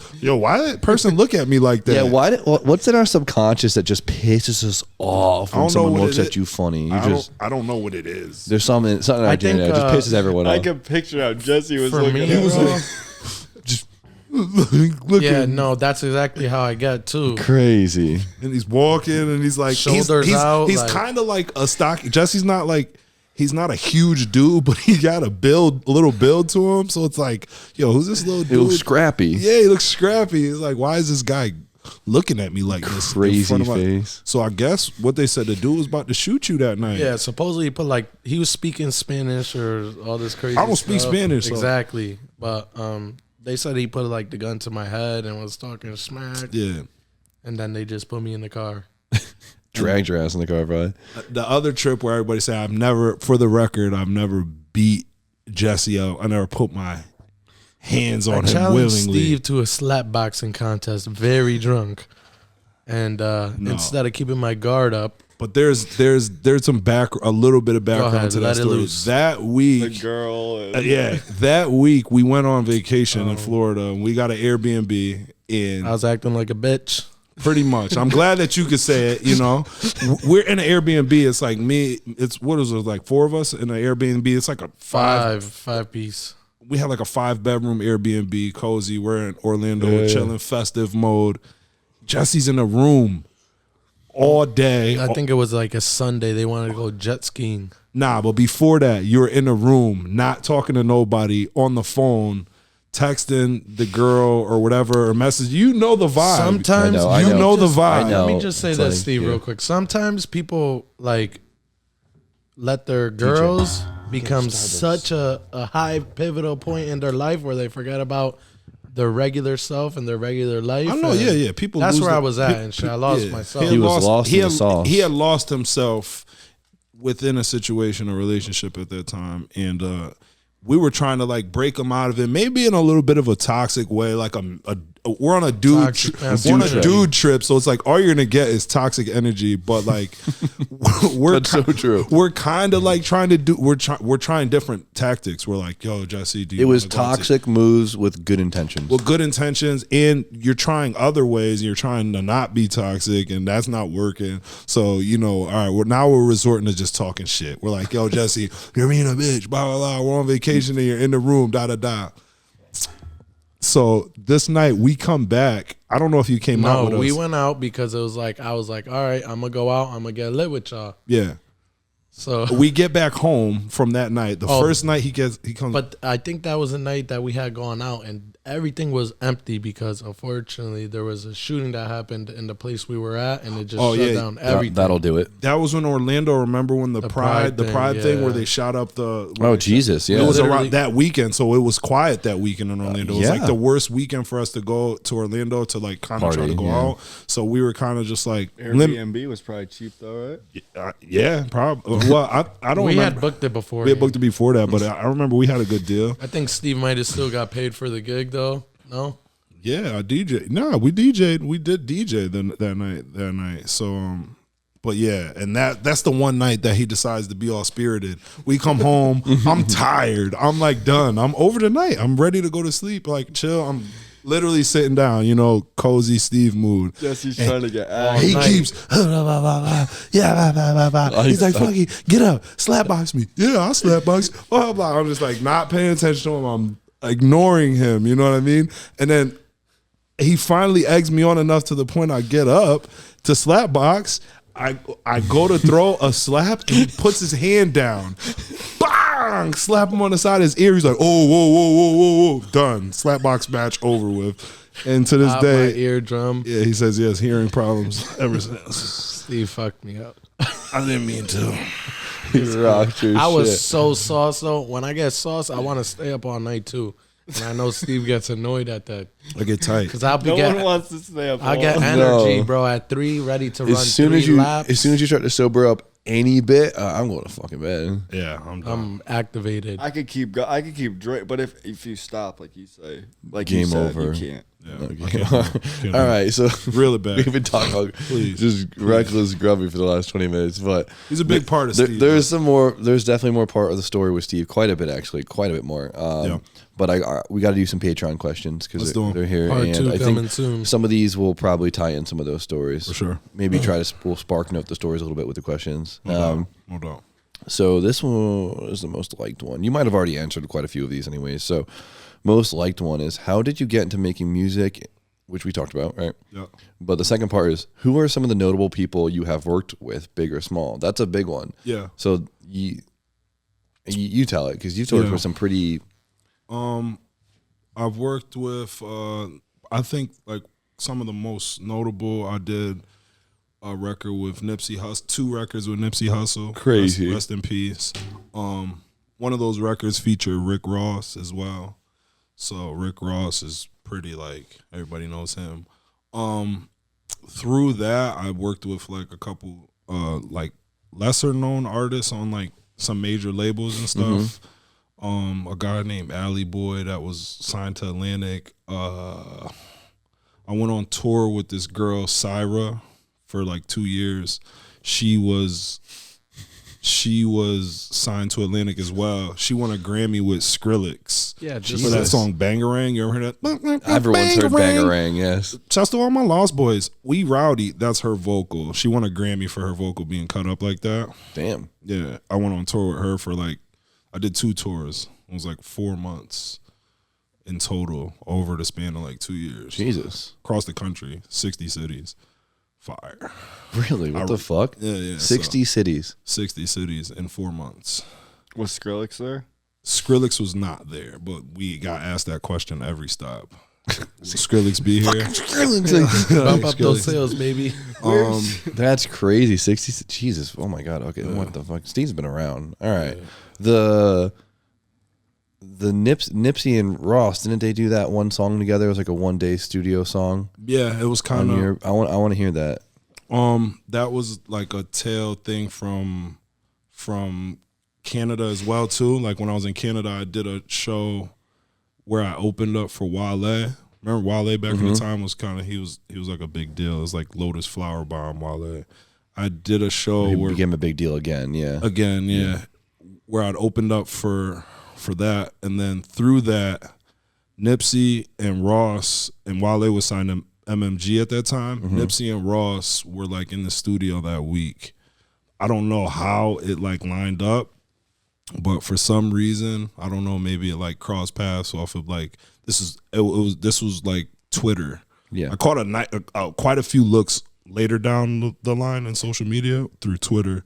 So down the line, it was like maybe a day or two after that Wale show in Toronto. I'm out eating breakfast or some shit, and Nipsey Hussle DM me. Basically, imagine that. Yeah, he had DM me, and me personally, like right before Nipsey died, he had this big resurgence where it was like he finally came out of like his hiatus. He had been like kind of like a street legend, and he had been doing things, but it was like I had been a big fan of him for like a long time. So for me, it was like a weird connection because I would have never like guessed that I would have worked with him, but it was like always an artist that I like really like respected and listened to. So he DM'd me and he was like, "Yo, I found your SoundCloud." That was around the time when I first started making beats. I had just made a SoundCloud and posted like 20 beats on there just to whatever, just kind of put them out there. He's like, "Yo, I found your SoundCloud. You got a sound I can make classes to. Let's work." I'm like, looking at the page, making sure it's not fake. Yeah, some spam page trying to get you free beats. I'm like, yo, like, no doubt, like, whatever you need, just let me know. He sent me his number and his email, and then from there, I started sending off 100, 20, 30, 40 packs of beats, just like crazy. Sending them hella beats. And part of like the first probably like 20 beats I sent him, he had picked that one beat and did that song with Ross, and I hadn't heard it. I didn't hear it for like mad long. He had just called me one day and told me like, "Yo, I got a song that I did with Ross over one of your beats." Yada yada. I didn't know if it was what it was gonna be, if it was gonna be on like an album or just like a leak. They ended up just being like a leak song that they did. It was like they were just in the studio one night together, just made a song. Pretty legendary. He has only, I think he has 2 other songs with Ross, but at that time he had no features with Rick Ross or nothing. And it was like rumored that he was gonna get down with Maybach Music. So at that time it was kind of like, it was just exciting, you know? And I had just started making beats probably like pretty promising 3 months prior. Oh my God, really? Prior to that, my boy at the time, well, he was a producer that I was working with that I met in college that had, like, earlier we kind of like tailed off of, you said like somebody taught you how to make beats. This was this one kid that had showed me how to like work the program. He really didn't show me how to make beats, but he showed me how to use the program. Put it down. Showed me how to use the program. And he was so sick. He was like so like mad at me, like angry at me, like not happy for me at all when I got that like opportunity. I was just like, bro, like, are you? I was like, bro, I'm trying to like, are you kidding me? Like, what am I supposed to do? Like, not be like excited? Yeah, sorry, about it? I suck. Like, He was like, why didn't you tell him about me or that I'm the person that like taught you how to make beats? So what's that gonna do for anyone? Yeah, I didn't know. That's hard. I know. I didn't pay it too much energy. He was going through his own things at that time that caused him to act like that. But from that's that opened up a huge door because after that song got leaked, I think the LA Leakers leaked it. They had like tweeted my my Twitter handle like with the song. Oh, and wow. Nipsey was like tweeting, yo, follow my new producer, blah blah blah. No way. He was going crazy. Like me and him were really like, we had a cool little relationship for a while before he kind of went back into hiatus. Yeah. And then when he came back out, he was like, he had the tape that I had did another beat on, the Crenshaw tape, if people are familiar with Nipsey's catalog. It was like a legendary tape because he charged $100 for it. Damn. And he sold 10,000 copies of it. And it was like $100,000. It was like the first person to ever do that. He had a whole campaign called Proud to Pay. So it was just like a very popular tape. Like people know that project, and I had a song on that project. Song on the $100 album. But after it's that, $10 song. Exactly. After that album came out, he was just like, everybody in the industry wanted to work with him, and he started working with huge producers, as he should. And I kind of got, swept under the steam. But it was cool because he always kept it real with me. He always communicated back and forth and stuff. And then his untimely passing came and stuff. But it was dope that I got that opportunity to work for with sure. him. For sure. That's crazy. I definitely like that other track more than the Ricky one. Yeah. The Rick Ross one, to me, was like, it's really dope. A lot of people do like that song as well. Like, I like it as well. Play because I want to hear the beat. Let me play. I'll play. This was in like your pack of hundreds. Yeah. I remember making this beat. I made this beat in my. You're probably in your boxers wearing Crocs on the back porch. I made this beat at my mom's crib in the spare bedroom. What is that? Proud of that. A basement? Nah. The spare bedroom in my mom's crib upstairs, second floor. Y'all know what it is. Two-door. This No was punch. the first joint that I did with them. I just mean we working hard.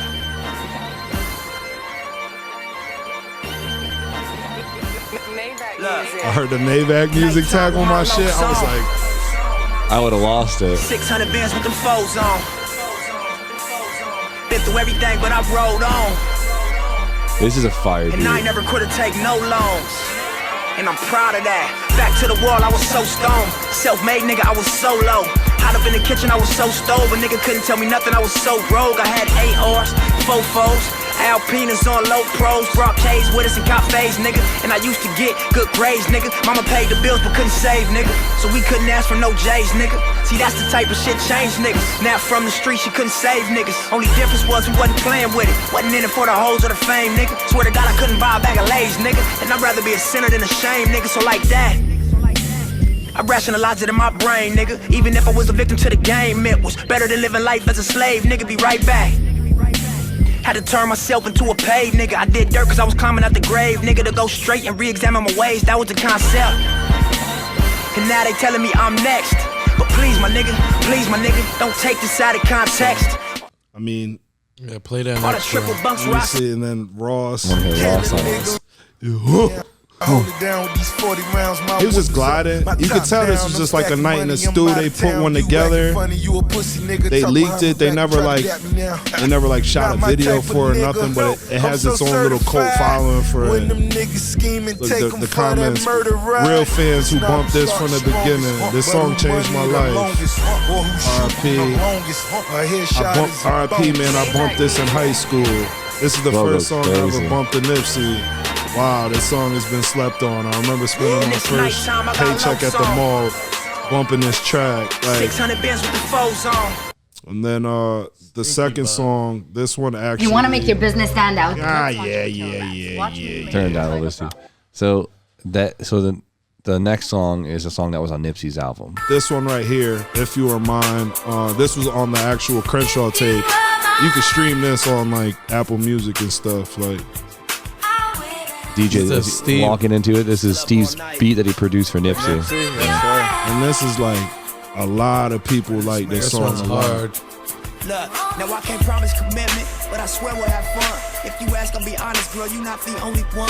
Just a man on a mission, with my hand on my gun. He's Couple lying. niggas that hate I'm me, reading the but when comments people right now. show I never really up, like niggas read the try too comments hard. and stuff for They these die on the songs. board. Turn I around, can't they listen to ain't this gonna song be without like it's a crime crying. My anymore. little brother Too loves afraid this to be song. different, too ashamed This to was my listen. girl's See, I song. wait We're too no much, longer so now together, they but I hate on my always niggas. play this Tried to song hate on because my of her. friends. Tried to hate on my She really left on my car. He goes, come on. Fucking with Nip, let you know my intentions. Got to think like a brother, you got to know your position. So if it's cool, then we can hop in my Mercedes coupe. Pop the cork off the Real smooth riding I'm just music. my favorite part is I'm just picturing you using that crusty ass laptop of yours. It's the same laptop. I know. I made it on those same laptops. That fucking laptop. That laptop, all those beats. Crazy. Yeah, yeah. That I've thing had that has laptop for a long time. that thing has What kind is it? been Lenovo? It's a through Lenovo. the beats that have the creativity that's gone through that old crusty yeah. laptop. That Crazy. laptop owes me nothing. It just shows you, you know. Sometimes you get the bare basics and still I make think I something paid out of nothing. $500 for that laptop in like 2000 whatever. So when you were given these beats, were you getting paid for them, or was this more of just like you were doing it to get your name out there and had the relationship? Yeah, in this situation with Nipsey, I didn't charge him for beats. Yeah, I don't blame you. I mean, this is to get your foot. So, have you ever charged for beats? Yeah, absolutely. What's the most you ever made on a beat? I feel Is like that a you're- weird question? No, Yeah. not at all. I just feel like I hope it's sometimes. I remember you telling me a story about a lick paying you, and then he never even got the song. Oh, yeah, he ended up going to jail or some shit. I think he paid me $1,000. It's like around near like 1,000, Yeah. 2,000, 1,500. But like I've had like recurring like customers and stuff that like, you know, I charge like 250. I wasn't making like tons of money, but I've at one point it was like a extra source of revenue for myself. which is like, dope, It kind of yeah. like got me through some times where I was like, all right, I'm gonna like sell some beats and stuff and like try to yeah. make some money. But I think probably like 1,500 to like $2,000 were probably like the most I ever got for one. I did one for a record label that they paid me I think $2,000 for. Damn, that's sick. Yeah, and at that time I was just like, fuck. So, what was your like producer tag? I didn't have a producer tag then. Now I got the Oh Yeah Bud. Oh yeah, bud. So when you hear I think it's up here. Oh yeah, bud. When you hear that, like on the Jimmy Main track? on any of the Jimmy Main tracks, you know that, like I had something to Did do you have with like a producer name or? Yeah. My production alias was Jiggy Hendrix at the time. Jiggy Hendrix. Yeah, like Jimi Hendrix with Jiggy Hendrix. Yeah, from Jigs to Fly. Jigs, yeah. Where'd Jig come from? So Jig was a nickname that was given to me when I was younger through my aunt's boyfriend. It was like my aunt's like. It's funny how that friend. works. This dude was probably just changed her life by saying that one Yeah, comment. yeah. We say dumb stuff to kids all the time. Imagine like you at a family party, it changes some kid's whole life. I got the nickname from him, and then it was like at the time when you like started rapping, you like. You go to a little kid What ass. the fuck you gonna call yourself, you know? And yeah, like you hear a story like a little peep and call him peep. Yeah, exactly. Yeah, So you know, you it's just always use your something name. like For that. I sure. love that. Okay, fuck yeah. For sure. There was some good out of that question. I like that. No doubt. What else they got for me? Why are you so smooth, Stevie? That's what they said. What ethnic are you? What ethnicity? My father is black, like African American, so you know that could be anything nowadays. You know, we don't really OG know. Larry. OG Larry. We didn't do the DNA.com for that, but yeah, he's black and my mother is Puerto Rican, so I'm half black, half Puerto Rican. The mix. The mix. The deadly mix. The mix. The Connecticut mix. That's like a Connecticut northeast like thought. Damn. What do you got it? Connecticut thought mix. The Connecticut thought The mix. CT thought Yeah, that's why I mix. said dangerous. Black and Puerto Rican. Best of both worlds. What? What's your thought mix over there? D's just fucking Italian stallion. You kidding me? Straight Italians for you? Yes, sir. Black hair or blonde hair? No, DJ likes I have DJ black- likes Spanish girls. I like Spanish girls, but I'm Italian, and I have black hair. Okay. Is that what you're asking? DJ's No, I was valid. asking about the females, buddy. Black, black hair. Can you give him any advice on how to change the thermometer in his car? That's a question for you. They want to know how Oh, you would give change. him Yeah. Okay. So he said, can he give me any advice on how to change the thermometer in my car? First of all, you want to Bring it to the dealer. Walk away. You want to go to Turn 14. You want to call us up. Do we sell thermometers? We can sell thermometers. We sell thermometers. Yeah, right? shopjimmy.com. You hop below Shop Jimmy O. Talk to me nice. You hit up thermometer. what is it? Support at shopjimmyo.com. Support at shopjimmy.com. Support at shopjimmyo.com, and you cop yourself a. I don't even want to say the correct word. A thermometer. Yeah, it's a thermostat, a thermometer. And then you read the instructions. Go on And that's YouTube. You know, find Jimmy your Oaks, thermometer yeah. video. Get right. So, here's a good one. I'm trying to find something that you didn't already answer by just, Yeah. What's his relationship with the people at Brockhampton? So Dom. Yeah, Dom. Baby boy Dom. Back to like my illustrious rap career.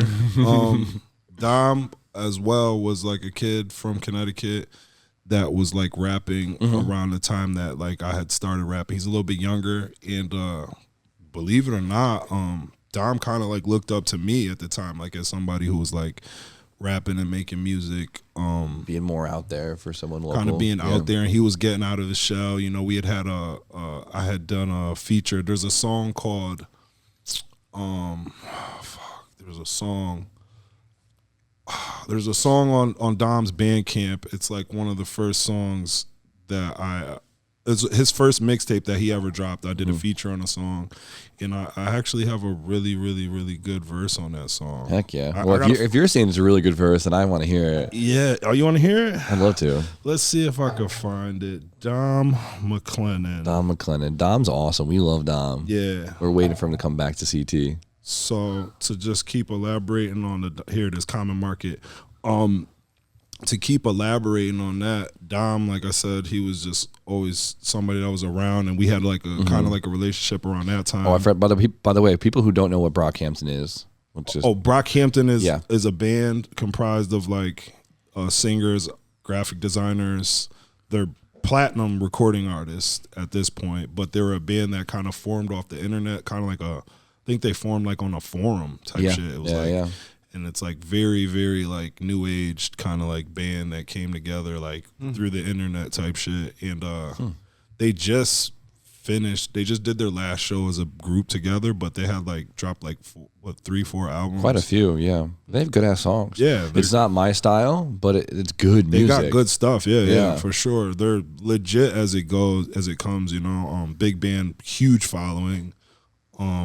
And we had Dom on a Submail video. That was a fun. For sure, Dom's produced the song for Jimmy, man. Yeah, Dom got that one in the tuck. Dom produced a song. Which song did he produce again? It's the Jimmy Walker. Jimmy That's Walker so joint. funny. I forgot Dom. Big game talker. Dom produced a song. That joint slaps too. Definitely does. But Dom is an MC in that group, and lyrical, phenomenal. That's phenomenon.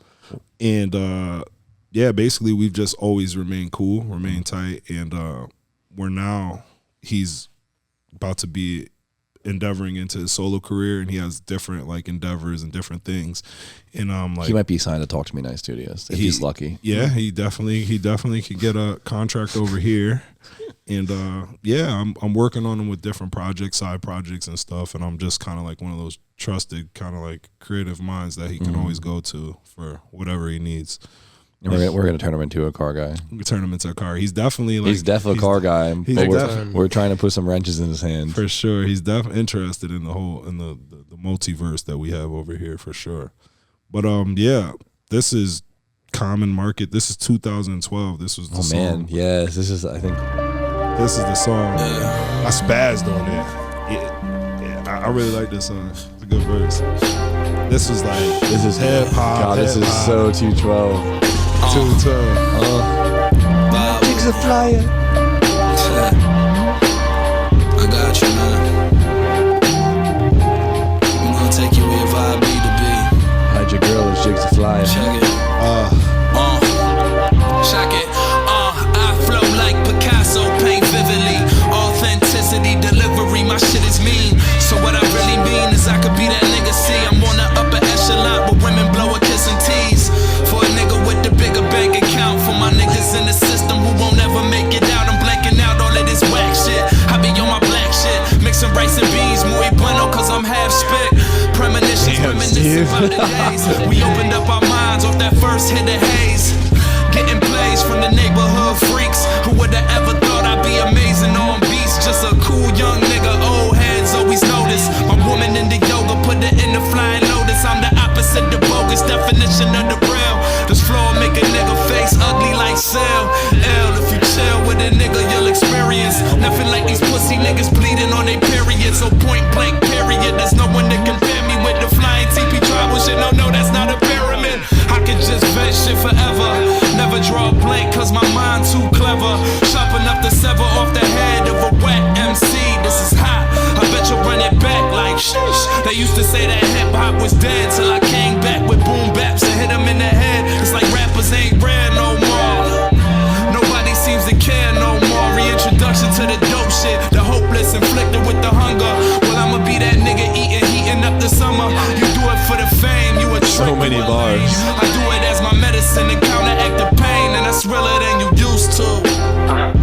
That's realer than you used to. There's Dom right there. Sundays, I swear, the cypher's just Here's like Dom, this is young Dom. Always under scrutiny, it's mutiny. Everybody wants to judge, but all they doing is these questions like that I a have. hard I'm always in it conclusively, cause I global communities. Dude, like, in 2012, accusing each other, so amusing. For like you guys probably backyard produced this thing too. This was In 2012. He sent me the beat and we Crazy. This was like he sent me a beat. I jumped on it, sent it back through email. It's nuts. Yeah, boom. Crazy. Yeah, but we've been rocking for a long time to answer that question. I guess. I love that. Yeah, these are good questions. Good ass song. Yeah, for sure. Steve's been making good ass songs for a long It's a time. vibey song, very vibey. Big vibey, yeah. Hip hop. like Anything else? Any other Let's questions? see.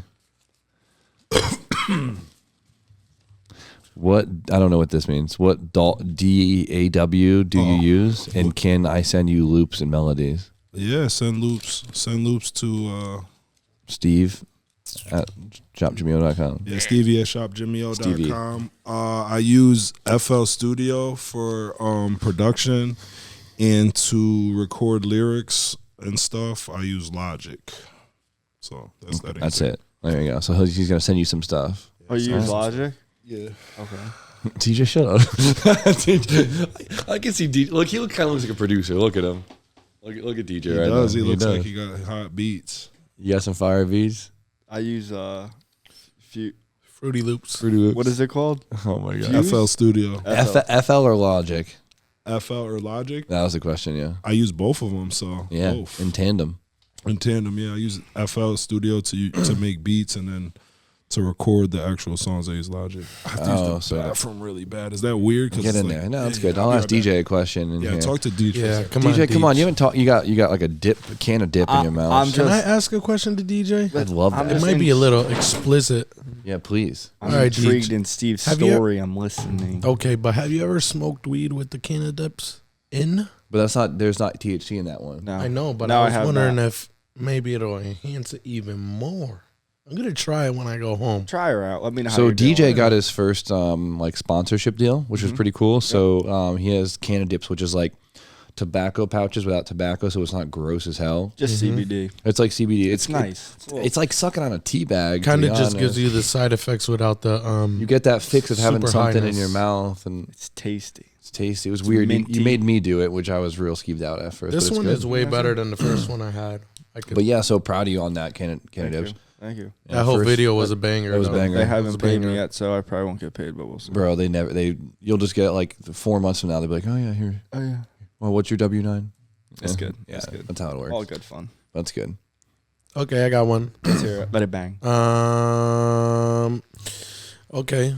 Do you ever see yourself designing any clothing other than like the stuff that you have right now that you're working? Yeah, with when's the people next with? DJ No Way drop?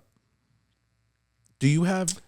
Hopefully, it actually should be next week, because this week they said they were getting the shirts to me, but I gotta show the shirts the correct way. They're tight. They were like flip flopped, so I need like the actual stuff and be like, yeah, this I really is what like- I'd be providing. So probably next week.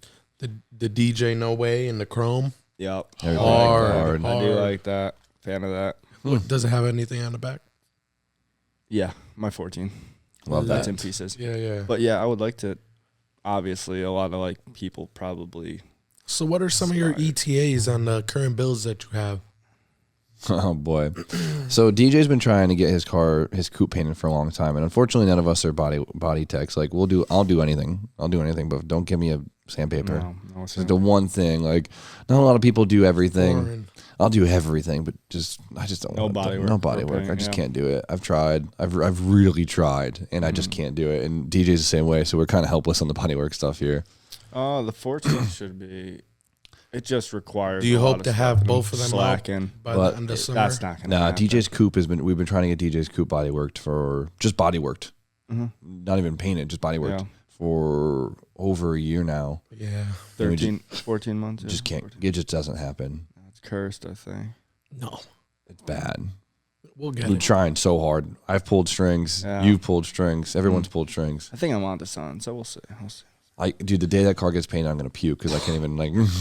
Yeah, It's gonna look beautiful. I can't I'm gonna wait. party like a rock star when It's it's sick all one too. color. It's not a drift car, so it won't get destroyed in one event like mine. We'll see. Purpose built, you know. Purpose built. It's good. Your car doesn't look bad thrashed though. Like it looks No, it's like a whole look. Yeah, that's a whole lot, but it definitely hurts. I know. So But yeah. You gonna do flake in that thing because you're going black, right, on the coupe? I might throw a little some gold or sprinkle in it. purple. Some perp, probably. Some perp. Light perp. You're a big purple guy. I do like purple. Jesse, what's your plans on your Miata, by the way? All right. I kind of I'm in the same boat. Mm-hmm. Got to get my body done. Had the car since I was a little kid. Long time. First car, so. Your Miata was your first car. First car ever. I learned how to drive standard. Bullshit. Because I got a hill, so I was like, if I could learn how to drive it right here, then I'll be good on the streets. Yeah. So I did that. Obviously, Did you take a loan out for that Miata? I did. You Yep. did. I built credit off of it. How much you buy that thing for? Because you have your first. $7K. I bought that car for $3,200. Oh, that's not big money. Yeah, no, dude. 95,000 miles. Two owners. Dude And kept the it blue. in his garage. Yeah, and you had That like the blue. rare. Jesus, good. I for thought you. it was like an aftermarket color until I started doing research. So the first day I picked up the car, I had driven home on the Berlin Turnpike, and there was a Miata meet going on. Bullshit. I swear to God. So I just pulled into the meet, and I met a couple people. And Asking you questions about the car, you're like, yeah.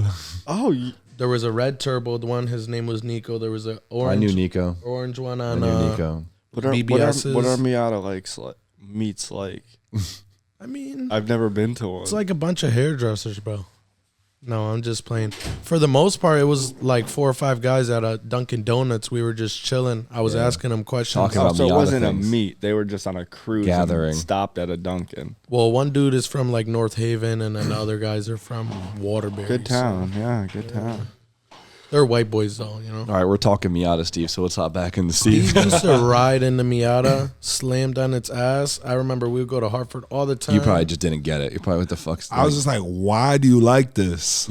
I thought his head was gonna rip through the soft top a couple times. The scraping, just like I still don't get static, but I respect what people are into. You know Yeah, what I mean? Mark it how I you get it. drive it, bro. That's all.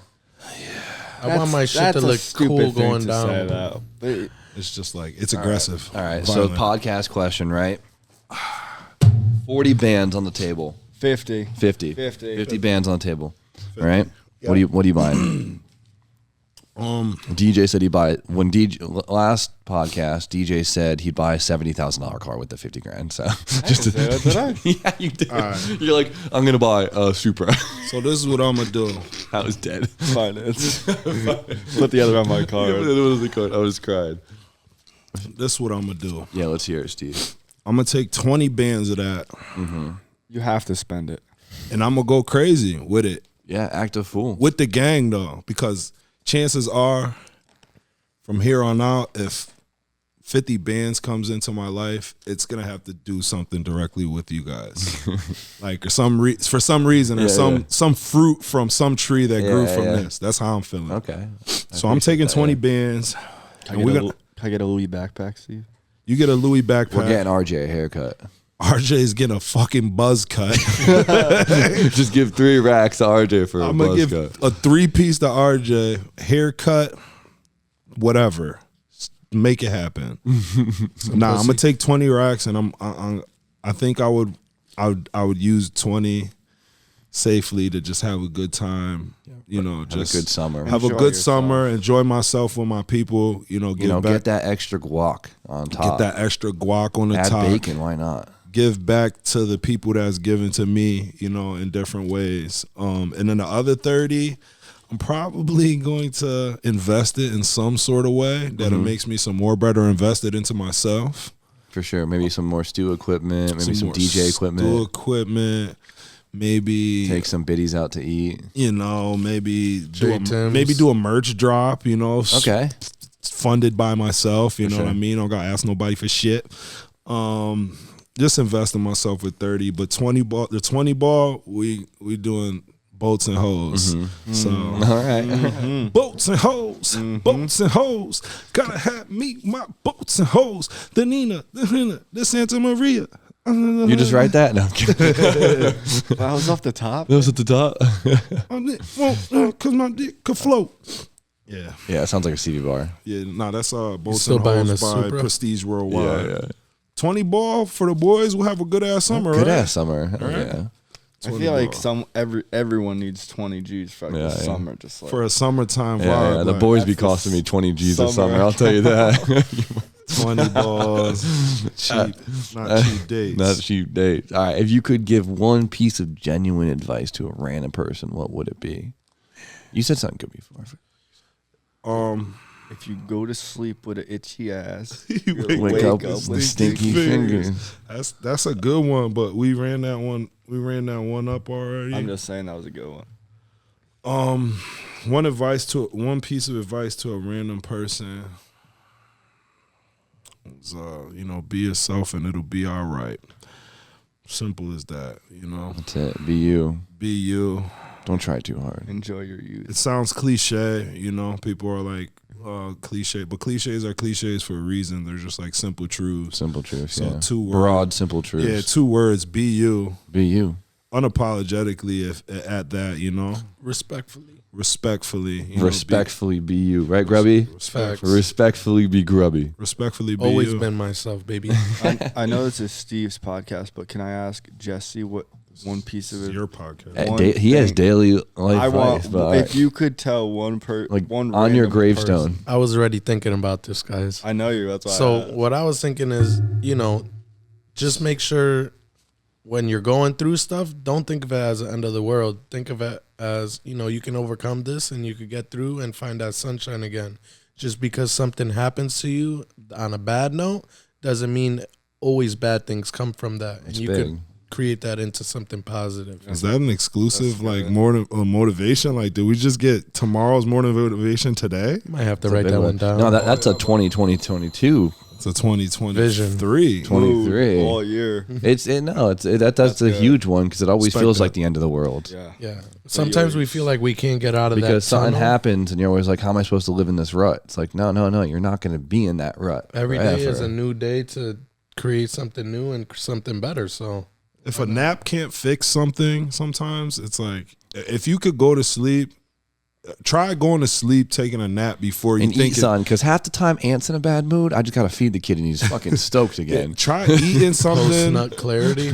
Try to eat post grub clarity. Try eating clarity. something and putting some sleep in between a problem before you really like jump on it or like assess the damage. Sometimes it be like your own like little. Your own shit, your own what's the words I'm looking for? Sometimes your own irritations, yeah, things. For sure. Your own, you're caught up. We with. make things up in our mind, and we make situations. Well, what's DJ's bigger. one piece of advice? Let me hear that.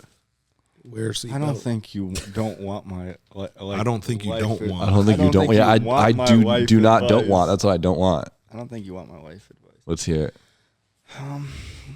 It don't even gotta be inspirational. Yeah. I would say just enjoy yourself while you're young and live it to the fullest. Respectfully. Yeah. Always thought that too. That's what I try. That was my thing in high and school. not think so much of the future. Like, okay, hear me out. My thing is, people are so stressed out these days about 401ks and pensions. They're gonna get 60, 70. Steph's gonna listen to this and she's gonna call you right up. 70 grand a year. Big whoop-de-doo. You know what I mean? Yeah. You're going to go to your job every day, whatever it may be. You'll probably hate it 9 times out of 10. Don't want to be there, but you're like, oh, it's such a good job. Like, think about the money I'm going to have when I'm 60. Think about the money I'm going to have when I'm 65 and can't do shit with it. Yeah. You know what I mean? I feel you, because he's next door spending a 20 ball in the summertime. Fuck that. I mean, I think, I'm not to paraphrase or not to like sum up what you're saying. I think you're telling people to be more present. Don't worry about the future as much, and not be as concerned with the present, because people aren't present, but also don't be neglectful. No, don't be a jackass. Don't be a jackass. Try to make the most out of it, and what I mean by that, like try to get it yourself versus reliance.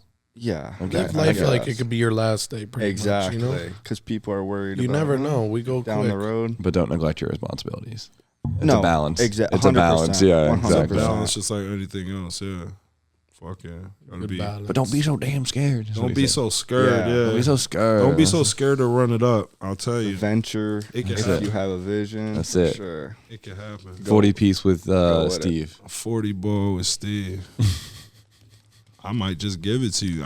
I might, when that 20 piece come, that might just be the way I feel like fucking it off. 20 to you. Put that in your 401k. He's good now. Not good, but it's like that's a good chunk right now. I mean, they say right now if you're putting money in like a savings and stuff, you're really not making any money. No, I don't want to have this conversation. We'll have Steph on for this. We're not going there. We're not the best at talking. Yeah. All right, let's circle this back in. All right, so.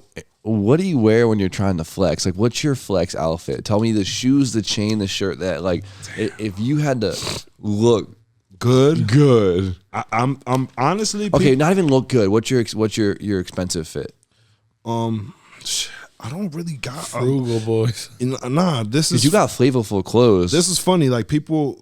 A lot of times comment on my drip, which I do believe like I got good drip, but at this current moment in my life, it's not like I got a lot of expensive clothing. Sure. There's been times where I've had like you got wavy shit though. Yeah. Where I've had expensive clothing and but I got clothing for the occasions, that's for sure.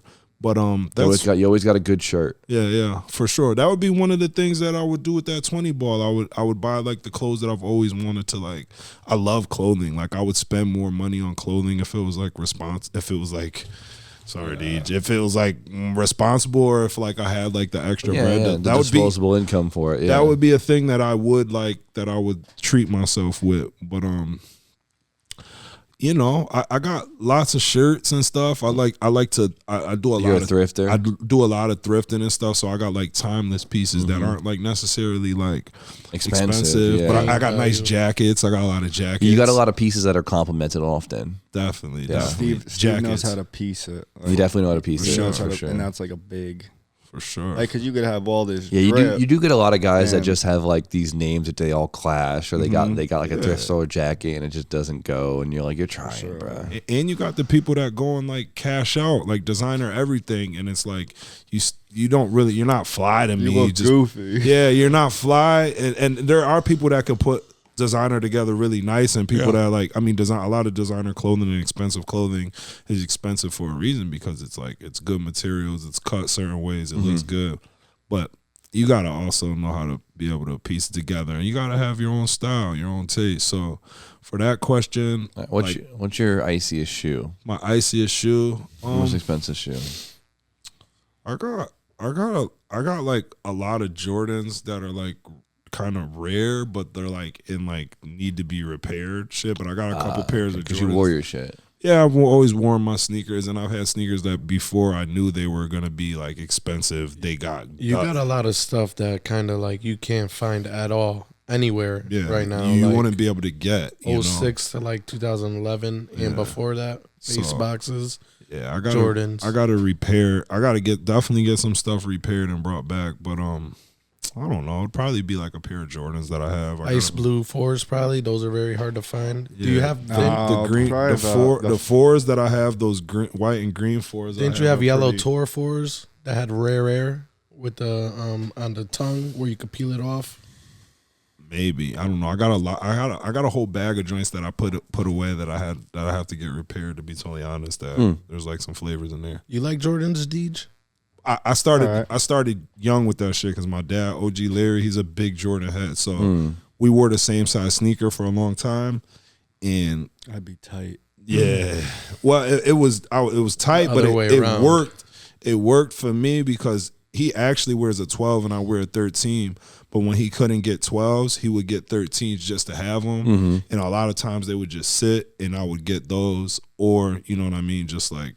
You happen to wear him one day and he just never gets them back type energy. Yeah, I got a couple OG Larry, some stolen OG Larry materials that he'll never get He's back. drippy, OG Larry drippy. Yeah.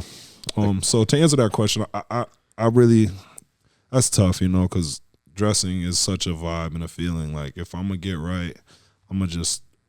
You know, what's clean? What do I have that's clean? Yeah, what's not in it's the like hamper. What's clean, what's not in the hamper, and what's the event, you know? For sure. It's a little more specific. Sorry if I didn't. No, Steve does what he does with what he got. For sure, I work with what I have. Send me drip, dog. When is the Stevie World Pimp My Ride Oaks Edition VHS music video coming out? Hopefully soon. Yeah. We have so many music videos like just projected in our brains to some. We definitely gotta like. It's gonna get to the point where we're just gonna start hiring production crews to like. Yeah, literally. Well, we have a music video on Ice with Ike. With Ike, we got one more. We have one more on the. We have one more that he owes us. So whatever we want, I'm excited with that one. Yeah. And we could just keep continuing. You know what video did really well as far as like music videos? The Spicy Jackie, and that was just like backyard. That was bullshit. just backyard bullshit. Spicy Jackie is hard. That shit went crazy. Like. The interaction and shit. Can we play the hook real quick on Spicy Jackie for people who somehow haven't heard it? Spicy. So we were sitting. It was like some random. I think it was a Tuesday, and I was like, Steve, I want to get DJ on something. We have to make a song, literally just so we can get DJ on the song. Yeah. And so I think you like you were just circling through beats. And we're like, it was a sound that was Spicy like Jackie. What does DJ like? Spicy Jackie. Like, came up with that. And we're like, all right, Deej, we're getting you right. Come here, here's the mic. Read this. DJ No Hezzy. No Hezzy, Deej. That was like first take. I want to write my next one though for sure. For sure, no Ghostwriter. No Ghostwriter. Rap song again or what? I'll get the notepad out and get him right. He had the flow down. The flow was. I couldn't believe it. It takes me so many takes sometimes for some dumb words, and DJ just.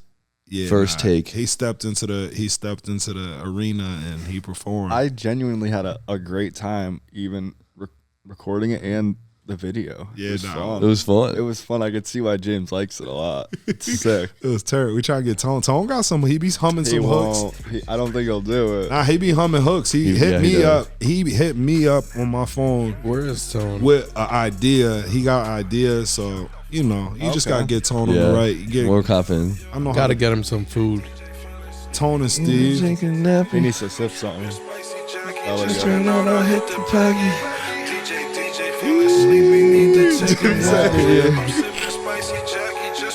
I hit the packet. Whoa. DJ dripped up in this video. Look. DJ got some drip too. DJ got wild sleep. Shit look clean. Act a fool, I'm about to stunt or something.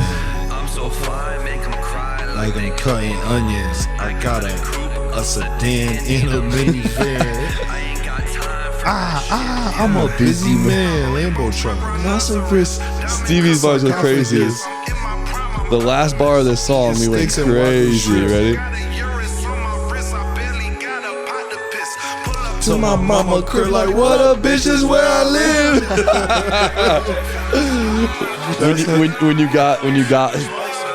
when you got things, but you still live at home. Exactly. That was like a hood rat like energy epitomized. Yeah, I got a dope ass car, but I live in my mom's house. I don't live with my mom's no more, guys. I wish I lived with my mom still. She's dope. Shouts Shout out. to moms. My mom's dope too, but like I need Your mom is hilarious. Oh DJ's my God. mom's Facebook. So we got to get DJ's mom to run the Discord or something because she's official. She's like screenshots all of our too much. posts. She's like, all about it. And she literally just dumps it on her timeline. Just like dumps it like right on there. Oh my God. And she just looks, you guys have the same face. I love it so much. She's DJ. That's y'all twin. That's twin right there. If you want to be up on any of our stuff, you just go on DJ's mom's Facebook page. She's got it covered. It will not be down below. It will not be down below. Nah. Oh, everyone loves it. I love it for sure. But I do like living home, but like I want my own place. The DJ Bachelor Pack coming up soon. I'm hosting the housewarming at his crib whenever he does it. It'll be charcuterie board, spicy Jackie, Dragon music, loud pack, and Can of dip. And Dagnell performing live. Dagnell performing live on the acoustic. We could probably get Dagnell to do something. You know, he plays the spoons. Those spoons. Jokes. Oh my God. How long have we been at this for now? Almost 2 hours. Jesus Christ. I still have to pack up so much stuff for Florida to edit and then go drive 24 hours. How long are you going on? I'm excited for the end result of it. No doubt. So you're looking forward to the end of it, like because I'm going there to buy another car. It being over. Yeah. So okay.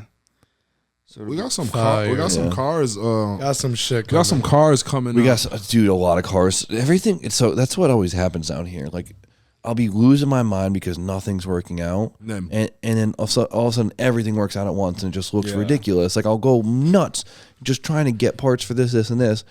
We can't get anything done. Yeah. And I'm trying to get 8 things on time, and then all of a sudden it all lines up at once, and it's just... Well, you're prepping for everything individually in the no, mix but I try of and stack it. Dude, I try try to spread it out evenly. I try so hard. I put so much effort into it, and then still I get fucked. Yeah. And then everything happens at once, and it looks like I'm just going crazy. And it's just like, no, that was months worth of prep. Just happened to unload at once. And so this season's going to look a little nuts. I think it's good for people to hear that and know that, though. It's like when that does happen and when it seems like you're going nuts, all of these different plays are like has been months and months and months in the works, yeah. and some of them delayed, some of them, like you're saying, they just pop. It just all works at once, or now it's not back ordered. Boom! Now it all shows up at once. You're like, hold that light up. at the end of the tunnel. Yeah, you know? then all the events are happening next week. You know, oh my God! And so yeah, there's some cars this season. Got some whips on the way. So, Stop playing with us. Stop playing. Talk to me nice. So yeah, that's the precursor to that. So yeah, you guys are gonna miss me for 4 days. You're gonna be going 4 days, Jim? I think so. I'll be back like next Wednesday. Yeah. It's different when you're not around. When Big Jim not around. Sad weird. boys. Sad boys. There's no dunking in it. There's no dunking in the air. It's like, nah, it's Ant leaves at 2.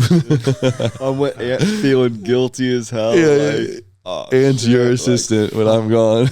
We'll be in here though. We'll be holding down the fort. There we go. That's what we need. For sure. What you working on, Steve? You got any new drops coming soon? As far as what? Well, we got a new we have a mid drop coming with like 2 just like house designs.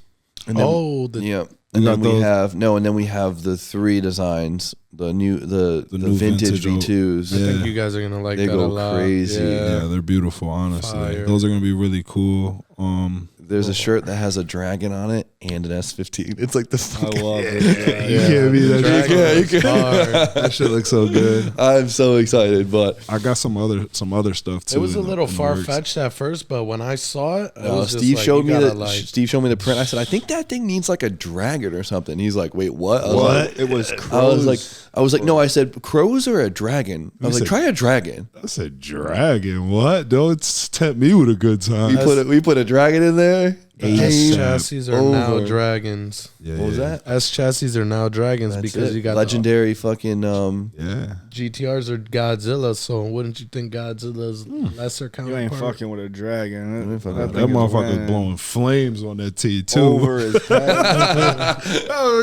Oh my god! All right, we gotta end this. I got so much stuff to do. I'm gonna 8 cry. o'clock right now. Jeez. Nuts. It's past fucking Jesse's bedtime. All right, let's wrap it up, Wrap it guys. up. And so thank you guys for listening to this episode of the Jimmy Oaks podcast here with me, Stevie, DJ, and Grubby himself. We heard a little bit of the Stevie World story. There's still plenty to come from, and as you guys know, we are still in the infancy stage of this podcast. We have many more to go. We have many things to learn. If you guys have any suggestions or input, please let us know. Any questions, any suggested guests, we are here for you, having a great time. So with that, thank you guys for so much for listening, and we'll catch you on the next one.